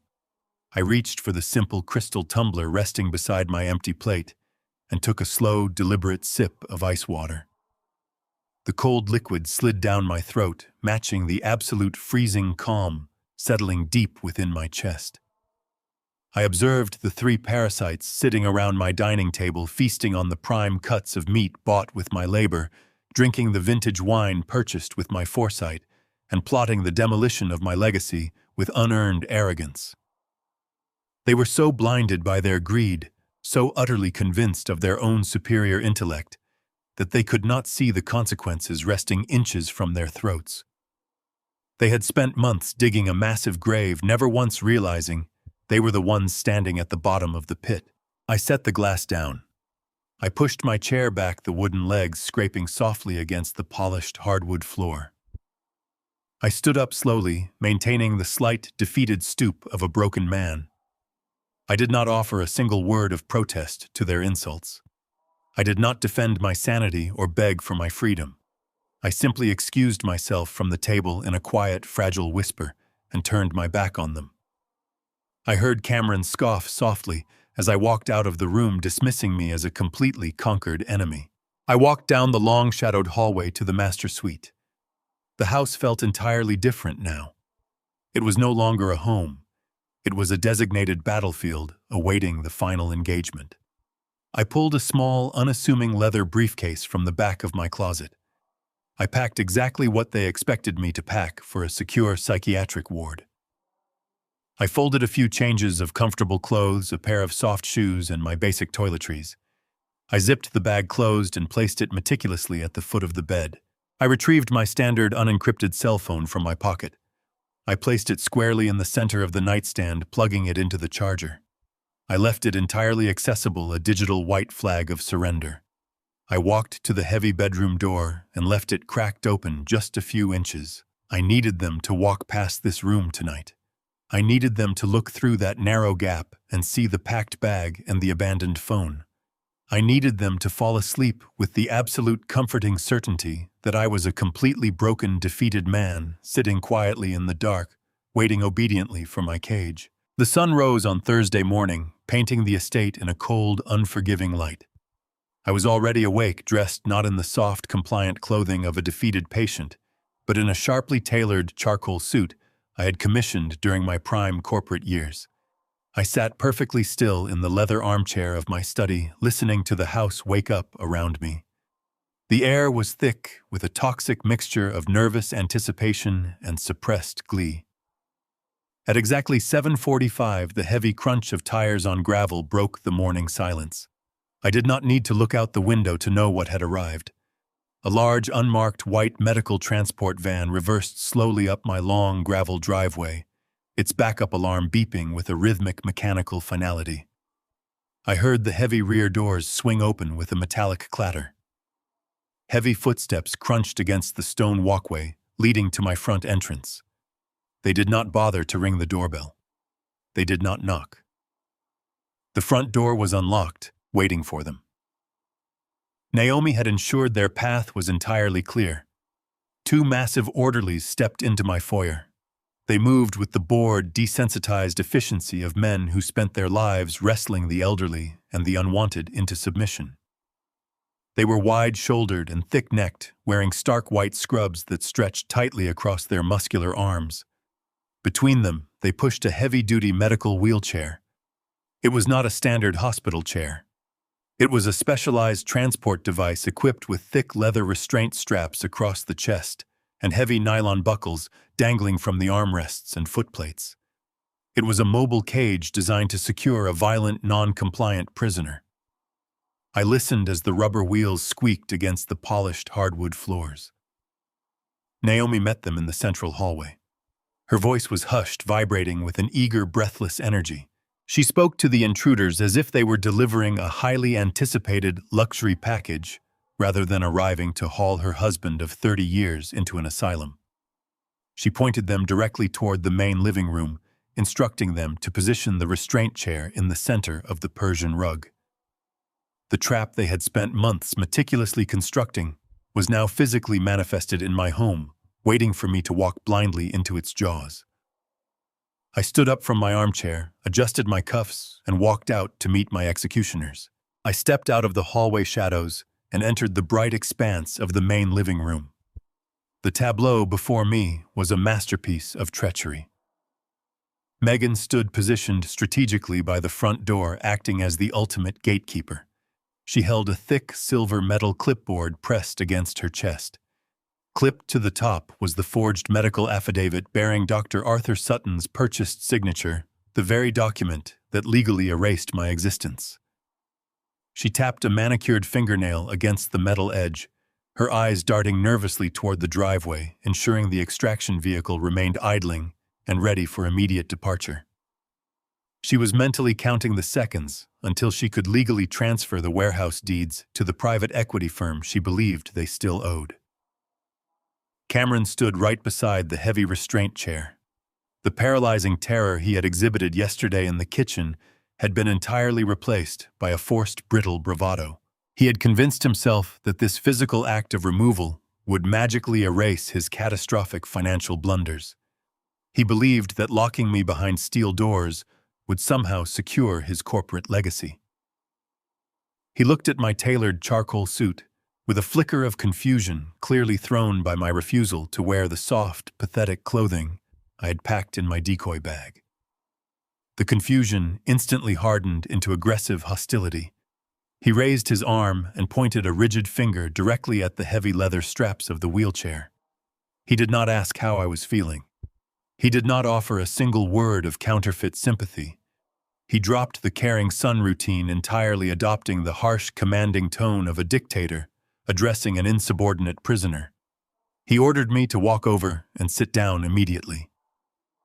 He warned me that the orderlies were legally authorized to use physical force if I displayed any signs of resistance. His voice echoed sharply through the vaulted ceiling as he demanded I retain a shred of dignity and avoid making a humiliating screaming scene in front of the watching neighbors.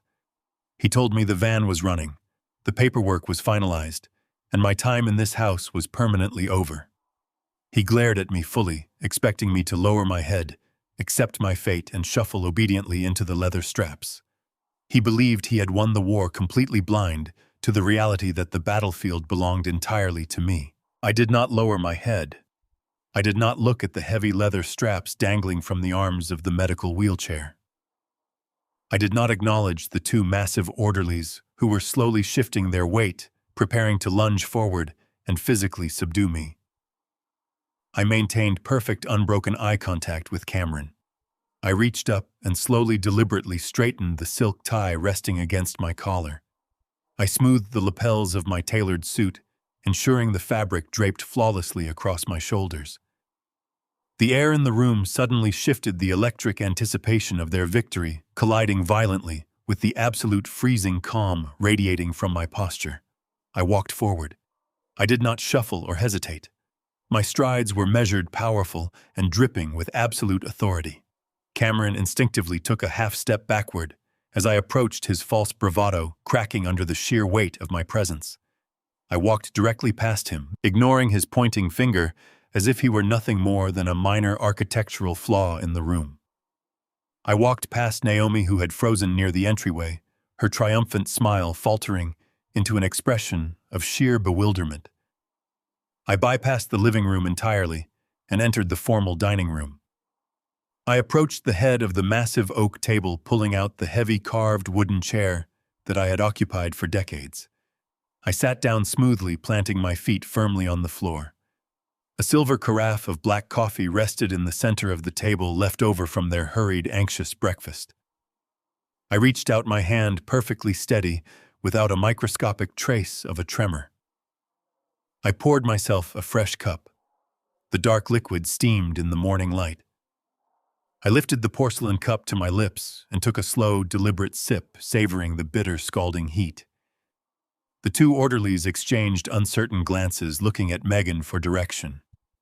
Megan gripped her clipboard tightly, her knuckles turning white. Cameron marched into the dining room, his face flushed red with furious indignation. He opened his mouth to scream another command to order the men to drag me from the chair.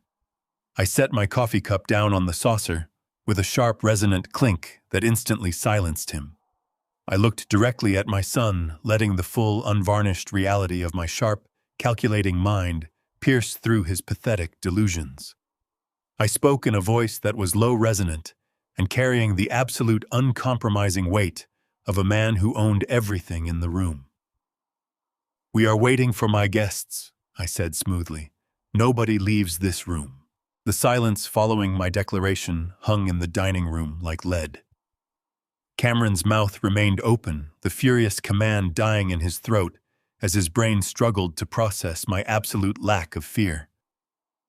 Megan gripped her silver clipboard, her eyes darting nervously toward the hallway. Before either of them could utter a single word to break the tension, the heavy oak front door swung open with a resounding, authoritative crash. The sound echoed through the vaulted ceilings, shattering their carefully constructed illusion of control. Bradley strode into the foyer. He did not look like a corporate lawyer arriving for a routine consultation. He projected the ruthless, uncompromising authority of an executioner arriving to carry out a final sentence.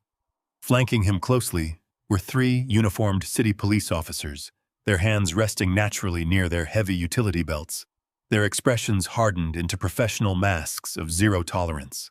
Right behind them walked a sharp-featured woman in a tailored gray suit, carrying a thick leather briefcase stamped with the official seal of the State Medical Board. The atmosphere in the house underwent an immediate violent pressure drop. The 2 massive orderlies, men who made their living intimidating the frail and the confused, instantly recognized the undeniable shift in power. They were street-smart enough to know when a routine extraction had transformed into a major criminal sting. Without a single word being spoken, both men released their grip on the heavy restraint chair. They took several large, deliberate steps backward, distancing themselves from the medical equipment and raising their hands in a universal gesture of immediate surrender. They looked at the uniformed officers and then at Cameron, their eyes flashing with sheer panic. They were hired muscle, not loyal soldiers, willing to face federal conspiracy charges for a fraudulent commitment. Bradley bypassed the cowering orderlies and walked directly into the formal dining room, stopping right beside my chair. The police officers fanned out, securing the perimeter of the room and completely blocking the primary exits. The trap my family had built for me had just become their own inescapable prison. I took another slow, deliberate sip of my black coffee, watching the blood drain completely from my son's face. The silver metal clipboard slipped from Megan's trembling fingers. It struck the polished hardwood floor with a loud, sharp clatter, the sound slicing through the heavy silence of the dining room. The forged medical affidavit fluttered loosely against the wood, exposed for exactly what it was. Megan stared at the scattered papers, her meticulously crafted corporate composure completely shattering under the weight of an actual police presence. The sharp-featured woman in the gray suit stepped forward, breaking the perimeter established by the police officers. She introduced herself as Senior Investigator Hayes from the State Medical Board. Her voice was flat, clinical, and completely devoid of any sympathy. She did not address Cameron or Naomi. She looked directly at the document resting by Megan's feet. She announced to the room that Dr. Arthur Sutton had been arrested in the parking lot of his private luxury clinic at precisely 6 o'clock this morning. A collective suffocating gasp escaped Naomi's lips. Hayes continued with brutal systematic efficiency. She detailed how Sutton, facing the immediate threat of losing his medical license and serving a lengthy federal prison sentence, had folded during his very first hour of interrogation. He had surrendered everything. He formally confessed to accepting a $50,000 cash bribe directly from Cameron's offshore accounts. He admitted to fabricating my entire dementia diagnosis without conducting a single legitimate neurological assessment. He testified that the evaluation yesterday was a completely orchestrated sham designed solely to facilitate my illegal commitment to the Silver Pines facility. Hayes pointed a rigid finger at the forged affidavit lying on the floor. She explicitly classified that specific document as primary criminal evidence in an ongoing multi-agency investigation into severe elder abuse, medical fraud, and criminal conspiracy. She warned Megan not to touch or move the papers, as they were now officially the property of the state prosecutor's office. The air in the room grew suffocatingly thin. The entire foundation of their grand, treacherous scheme had been surgically dismantled before breakfast. They had relied on the assumption that a wealthy, respected physician would provide impenetrable cover for their greed. They never anticipated that I possessed the technological foresight to record his explicit guarantees of fraud, nor did they realize Bradley had delivered those pristine audio and video files directly to the medical board the previous evening. Naomi pressed her hands against her mouth, her eyes wide with a frantic, animalistic terror. She realized the legal protections she thought her wealth provided were completely useless. The authorities were not here to negotiate. They were here to document the wreckage of a failed criminal enterprise. Naomi's legs finally gave out beneath her. She staggered backward, collapsing heavily against the damask wallpaper of the dining room. She began to hyperventilate, taking short, jagged breaths as the sheer magnitude of her impending criminal liability crashed down upon her. The lavish suburban lifestyle she had fiercely protected through deceit was vanishing before her eyes, replaced by the stark, terrifying reality of a courtroom dock. She looked at me with wild, pleading eyes, silently begging for a rescue I would never provide. Cameron, however, refused to surrender to the reality of the situation. His face was a sickly, translucent pale, but his deep-seated arrogance drove him to fight a battle he had already decisively lost. He squared his shoulders, puffing out his chest in a pathetic display of dominance. He stepped over the dropped clipboard, glaring venomously at Investigator Hayes and the uniformed officers. He shouted that Sutton's cowardice and the fabricated medical report did not matter in the slightest. His voice cracked slightly, betraying the raw panic churning beneath his anger, but he forced the volume higher. He aggressively pointed his finger at Bradley, demanding the lawyer leave his property immediately. Cameron roared that the medical commitment was merely a secondary precaution, a convenient way to keep me out of his hair. He desperately claimed that he still held the ultimate trump card. He announced to the room that he possessed an ironclad, irrevocable general power of attorney.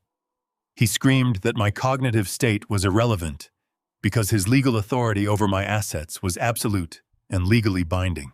He turned his furious gaze toward me, his eyes wide with a manic, desperate energy. He told me he was leaving for the financial district the second the police cleared the doorway. He swore he would liquidate the 4 commercial shipping warehouses by this afternoon, bypass the domestic banking hurdles, and wire the funds directly to his offshore creditors to save his own life. He genuinely believed that a single piece of paper shielded him from the catastrophic consequences of his actions. He clung to that forged document like a drowning man clutching a piece of driftwood, entirely unaware that the wood was rotting hollow and destined to sink him straight to the bottom. I stood up from the heavy oak chair. The sudden movement made Cameron flinch, his eyes darting frantically toward the uniformed police officers securing the perimeter of the dining room. I walked slowly around the edge of the table, closing the physical distance between us. The air in the room was completely still, thick with the smell of my black coffee and their impending ruin. Cameron held up the blue folder like a physical shield, his knuckles white. I looked at the pathetic plastic binder and then directly into his panicked eyes. I advised my son to open the folder and actually examine the document he was threatening me with. I told him to look closely at page 42. Cameron's hands shook violently as he flipped through the thick stack of papers. The rustling of the pages echoed loudly in the silent room. He found the page. His eyes widened in absolute horror. He stared at a completely blank sheet of high-quality legal paper containing only my isolated signature floating in the center. I explained the fundamental mechanics of legal verification to him. I told him a power of attorney requires a notarized, completed document before the principal signs it. I had removed the actual legal text days ago, replacing it with useless stationery. His ultimate weapon was a worthless piece of trash. Cameron opened his mouth, stammering incoherently, his brain entirely unable to process the magnitude of his failure. I did not give him a single second to recover. I delivered the second crushing blow. I informed him that even if he possessed a flawless, legally binding document, it would not grant him access to a single dime. I told him I had visited Bradley's downtown office on Tuesday evening.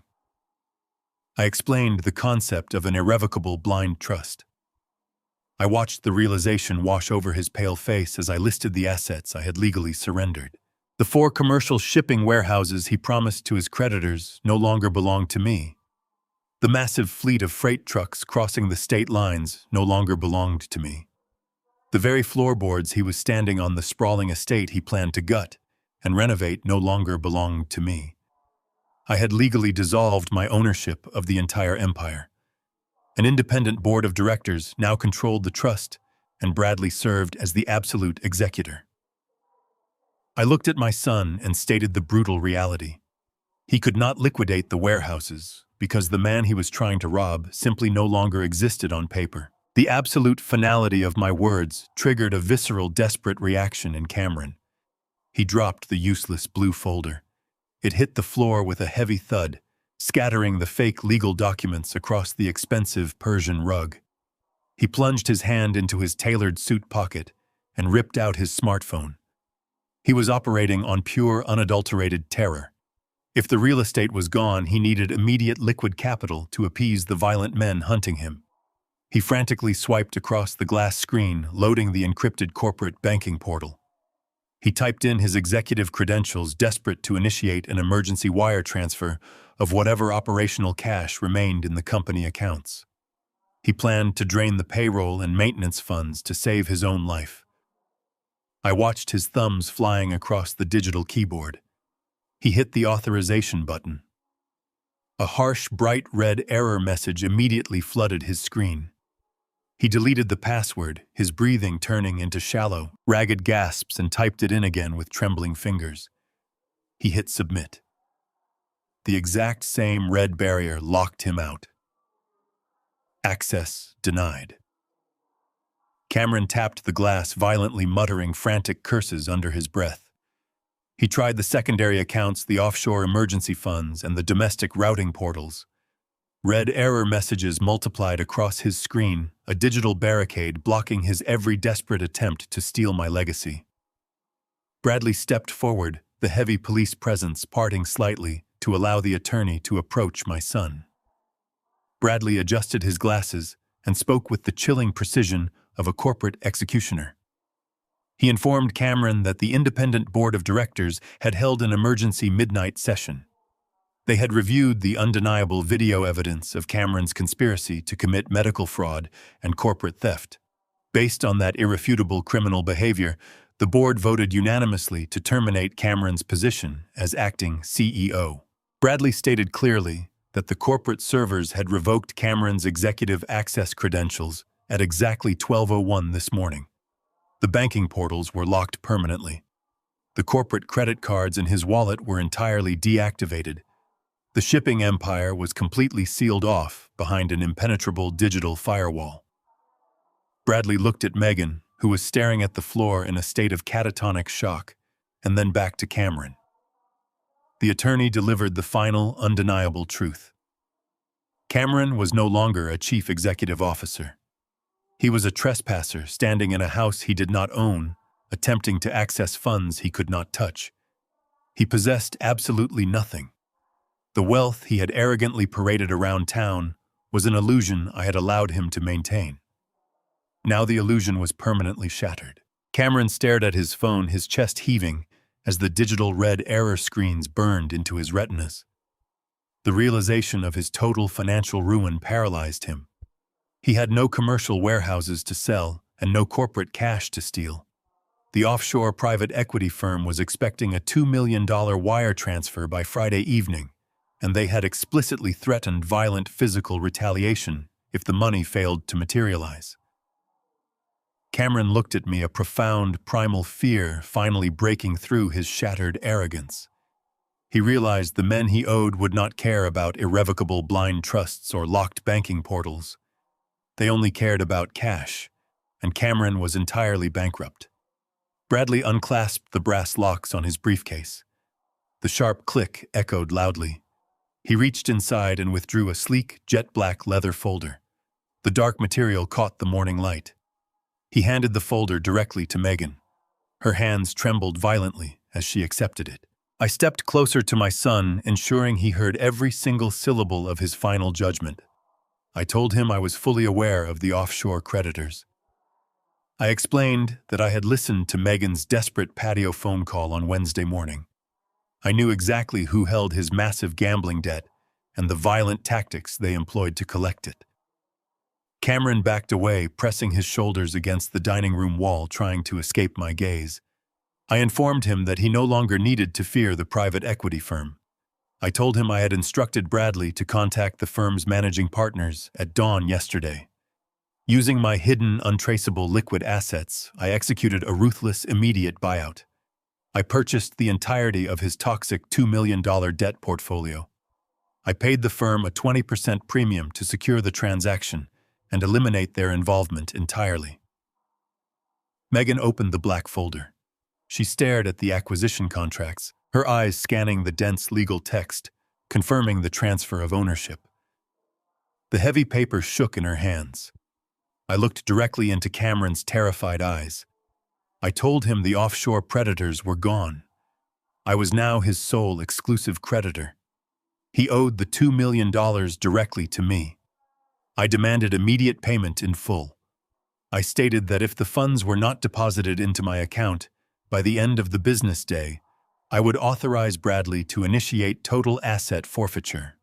I would legally seize their personal bank accounts, impound their luxury vehicles, and place an immediate, inescapable lien on their home. They had tried to lock me in a cage. Now I owned the very ground they walked on. Megan's eyes darted frantically across the crisp, watermarked pages resting inside the black leather folder. The dense legal typography outlined a reality her ambitious mind refused to process. The irrevocable transfer of the $2 million debt made me her absolute master. She read the clauses detailing the immediate asset seizure protocols. I watched the blood completely drain from her sharp features, leaving her face a mask of pale, suffocating horror. Her prestigious broker's license, her meticulously hidden offshore accounts, her luxury vehicles, and her entire professional reputation were instantly obliterated. The pristine corporate life she had constructed on a foundation of deceit was burning to ash in her hands. The silence in the dining room shattered as a guttural, raw sound ripped from her throat. She dropped the black folder onto the Persian rug and lunged at her husband. Megan struck Cameron squarely in the chest with the flat of her palms. She shoved him backward with a violent, unrestrained fury. She screamed that he had lied to her. She shrieked that he had guaranteed the company's financial stability, that he had promised his father was a senile fool who would surrender the empire without a fight. She struck him again, her manicured nails catching the fabric of his expensive suit, demanding to know how he could be so catastrophically stupid. Cameron stumbled backward, completely incapable of defending himself against her assault. The commanding chief executive officer facade melted away entirely. He collapsed heavily onto his knees. The harsh impact echoed against the hardwood floor. He ignored his screaming wife and crawled toward me, his hands reaching out to grasp the hem of my trousers. Tears streamed down his face, leaving wet tracks across his pale skin. He looked up at me, his face contorted in an ugly mask of desperate terror. He begged for mercy. He sobbed uncontrollably, pleading that we were blood, weeping that blood was thicker than any amount of money. He swore he would pay me back every single dime, begging me not to take his home, begging me not to leave him with absolutely nothing. I looked down at the pathetic, weeping man kneeling on my floor. I felt no anger, no pity, and absolutely no paternal instinct. The biological tie between us had been completely severed. I looked into his terrified eyes and spoke with a cold, absolute finality. I told him he had no right to invoke the sanctity of blood. I informed him that my son ceased to exist the exact moment he handed a corrupt doctor $50,000 to lock me inside a secure psychiatric asylum. I stated clearly that the boy I raised had died the moment he decided my freedom was the acceptable price for covering his gambling debts. I took a deliberate step back, forcing his grasping hands to fall away from my suit. I told him he was nothing more than a thief who had broken into my home, and thieves do not receive mercy. I turned my gaze away from his sobbing form and looked directly at Naomi. She was still pressed flat against the damask wallpaper, her chest heaving as she hyperventilated. The lavish lifestyle she had fiercely guarded through decades of quiet manipulation was dissolving before her eyes. She saw the absolute ruin I had visited upon her son and realized she possessed zero leverage to save herself. I walked slowly toward her, stopping just a few feet away. I pointed a rigid finger toward the heavy oak front door. I told my wife of 40 years that she had exactly 60 minutes to pack her belongings and vacate my property permanently. I outlined the strict parameters of her eviction. I instructed her to take only her clothing and personal toiletries. I explicitly forbade her from removing a single piece of jewelry, a single painting, or a single antique from the estate. Every material possession in the house belonged to the blind trust, and any attempt to steal them would result in immediate additional criminal charges. She opened her mouth to protest, a desperate plea forming on her lips. I cut her off instantly. I advised her to stop wasting her rapidly depleting time. I told her the clock was ticking, and if she was still standing inside my walls, when the hour expired, I would instruct the officers to physically remove her for trespassing. The senior police officer stepped forward, closing the final distance between the authorities and the conspirators. The heavy metallic rattle of tactical handcuffs filled the dining room, a sound that finally shattered whatever lingering delusions of grandeur Cameron and Megan possessed. The officer gripped Cameron by the shoulder, hauling him roughly up from his knees. He shoved my son firmly against the oak dining table and pulled his arms behind his back. The steel cuffs snapped closed around Cameron's wrists with a sharp, unforgiving click. A second officer moved behind Megan, mirroring the motion. She did not fight them. She simply stared at the floor, completely paralyzed by the sudden, brutal destruction of her life. The senior officer stood tall, his voice projecting a hard, authoritative cadence. He read them their Miranda rights, the words echoing through the space they had intended to use for a victory celebration. He formally announced their charges. They were being placed under arrest for criminal conspiracy to commit wire fraud, grand larceny, and felony elder abuse. The charges carried mandatory federal prison sentences.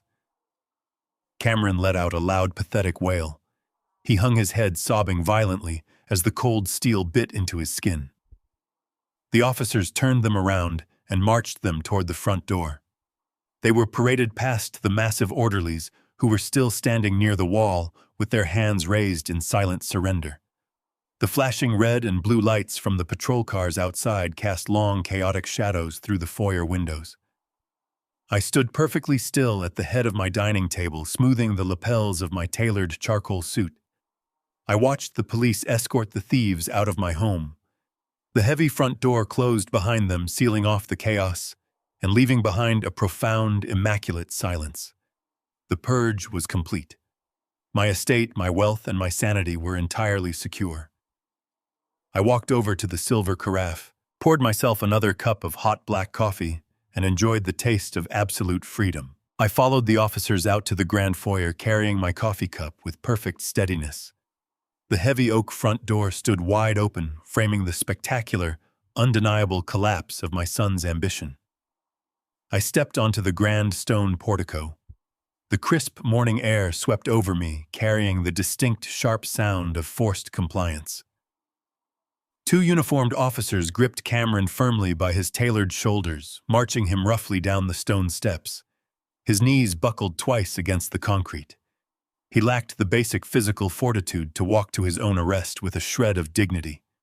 He wept openly, his face contorted in a grotesque, humiliating mask of self-pity.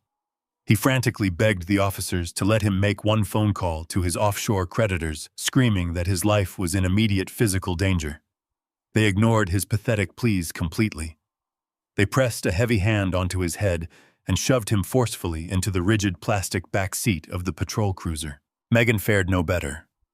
The sharp, commanding corporate broker was completely obliterated. She stumbled clumsily in her designer heels, her wrists locked tightly behind her back in cold steel. She shrieked at Cameron through the reinforced glass of the police vehicle, blaming him entirely for her sudden destruction, cursing the very day she married into our family. The sudden commotion had drawn an audience. The manicured lawns of my exclusive neighborhood were quickly populated by wealthy neighbors standing in their silk robes. They watched in stunned, breathless silence as the young, arrogant couple who had endlessly flaunted their unearned wealth were treated like common street criminals. I did not avert my gaze.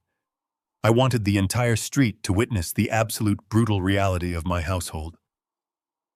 A harsh dragging sound drew my attention back to the portico. Naomi emerged from the house. She pulled a single medium-sized leather suitcase behind her. Her hands shook violently, causing the plastic wheels to clatter loudly against the stone pavers. She had exactly obeyed my strict parameters, taking only basic clothing and leaving behind every piece of jewelry, every asset, and every luxury I had ever purchased for her. She walked past me without daring to make eye contact. She buried her face in her trembling hands, weeping hysterically, her shoulders shaking with the sheer crushing terror of her sudden destitution. She reached the end of the long driveway and stood entirely alone on the curb, waiting for a commercial taxi to transport her to a cheap motel. She was completely stripped of her elevated status, her home, and her secure future. I watched the woman I had slept beside for 3 decades, standing broken in the gutter. I searched my chest for a single microscopic shred of remorse or pity. I found absolutely nothing. The space she used to occupy in my heart was entirely clean, sterile, and perfectly cold. The 2 massive medical orderlies remained awkwardly positioned near the grand entryway. They had just witnessed the ruthless, systematic destruction of their wealthy employers and realized they were standing on extremely dangerous legal ground. The taller orderly took a hesitant step forward, keeping his head respectfully bowed, desperate to distance himself from the conspiracy. He addressed me with the utmost caution, his voice completely stripped of the bored, desensitized arrogance he had carried into my home just an hour ago. He apologized profusely for the intrusion, his eyes darting nervously toward the remaining officers. He stammered that they were merely hourly contractors, operating under the direct, explicit orders of Dr. Sutton and Cameron. He swore repeatedly they had absolutely no prior knowledge of the criminal plot or the forged medical affidavit. I looked at the 2 large men observing their physical tension and their desperate, sweating need to avoid a federal conspiracy charge. I did not offer them verbal forgiveness, but I nodded once, granting them silent permission to leave my property immediately. They moved with frantic, terrified efficiency. They grabbed the heavy restraint wheelchair they had brought specifically to cage me. I listened to the sharp, mechanical clatter of the thick leather straps and heavy nylon buckles as they swiftly folded the restrictive device into its compact transport mode. They hurried down the stone walkway, practically running to their idling white medical van. They threw the folded cage into the back, slammed the heavy steel doors shut with a resounding bang, and scrambled into the front seats. The transport van accelerated rapidly down the driveway, the driver desperate to escape the radius of my estate. At the curb, the police cruisers engaged their transmissions. The powerful engines rumbled deeply. The squad cars pulled away from my property, carrying Cameron and Megan toward a secure federal holding facility. I watched the brilliant flashing red and blue lights reflect intensely against the neighborhood trees, casting chaotic, swirling shadows across the manicured lawns. The lights grew smaller and fainter as the vehicles turned the corner and disappeared down the suburban street. Naomi's requested taxi finally arrived, a battered yellow sedan that perfectly matched the reality of her new life. She loaded her single suitcase into the trunk and climbed into the back seat, vanishing from my world forever. The departure was absolute. I stood alone on the portico. A profound, overwhelming silence descended upon the grand estate. The frantic, toxic energy that had poisoned the air for the past 3 months evaporated completely. The oppressive weight of their constant surveillance, their whispered plots, and their manufactured patronizing concern was entirely lifted. The house behind me felt suddenly enormous, breathable, and remarkably clean. The parasites that had attached themselves to my labor, my foresight, and my lifelong legacy had been forcefully and entirely eradicated. I turned my back on the quiet street and walked back inside. I grasped the polished brass handle of the heavy oak front door and pulled it firmly shut. The solid mechanical click of the deadbolt locking into place sounded like a gunshot in the silent grand foyer. It was the absolute, undeniable sound of permanent finality. I walked slowly down the long central hallway, passing the empty, shadowed spaces where they had confidently plotted my institutionalization. The hardwood floors creaked softly beneath my polished leather shoes, providing a familiar and comforting acoustic response from the home I had painstakingly built from the ground up. I entered the massive kitchen. The bright morning sun streamed brilliantly through the tall bay windows, casting warm, golden geometric shapes across the spotless marble countertops. I set down my old porcelain cup and retrieved a fresh, heavy mug from the handcrafted wooden cabinets. I poured myself a generous, steaming measure of the dark roast coffee. The bitter, rich aroma filled the air instantly, successfully replacing the lingering scent of Naomi's expensive imported perfume and Cameron's sour, nervous sweat. I gripped the warm ceramic mug tightly and pushed open the French doors leading to the expansive back patio. I stepped out into the crisp, refreshing morning air. I looked out over the sprawling, meticulously landscaped gardens that stretched toward the property line. I observed the thick, sturdy trunks of the oak trees I had planted decades ago, their heavy branches reaching high into the clear, cloudless blue sky. They stood exactly as they always had, deeply rooted, solid, and entirely unbothered by the transient, pathetic chaos of human greed. I walked toward the heavy wooden armchair positioned at the very edge of the stone patio, my designated place of quiet, uninterrupted contemplation. I sat down slowly, leaning back against the solid wood, letting my muscles completely relax. I had lost a family entirely corrupted by extreme ambition and unchecked, arrogant greed. I had permanently severed the biological ties that bound me to parasites, who viewed me as nothing more than a disposable asset. But I had definitively saved my own life. I had brutally and flawlessly protected my financial legacy from being squandered on toxic gambling debts and arrogant corporate blunders. I rested my hand gently on the arm of the chair, feeling the bright morning sun warm the skin on my face. My breathing was slow, even, and perfectly controlled. The heavy burden of their existence was completely gone from my shoulders. I closed my eyes and drank the hot black coffee, absorbing the profound, unbroken silence of my estate. I possessed my home, my wealth, and my absolute unbreakable freedom. The intricate trap was permanently broken. The silent correction was completely finished. True family is not defined by biological ties or shared history, but by unwavering respect, genuine loyalty, and unconditional love.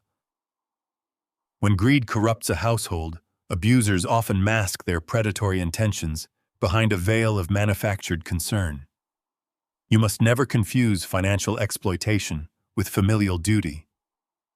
Preserving your dignity sometimes requires making the agonizing decision to completely sever ties with the people you raised. Walking away from toxic relatives is not an act of cruelty. It is the ultimate act of survival. Real wealth lies in absolute peace of mind, independent freedom, and an uncompromised, fiercely protected legacy for tomorrow. If you enjoyed this story of reclaiming dignity and setting boundaries, please share your thoughts and personal experiences in the comments section below.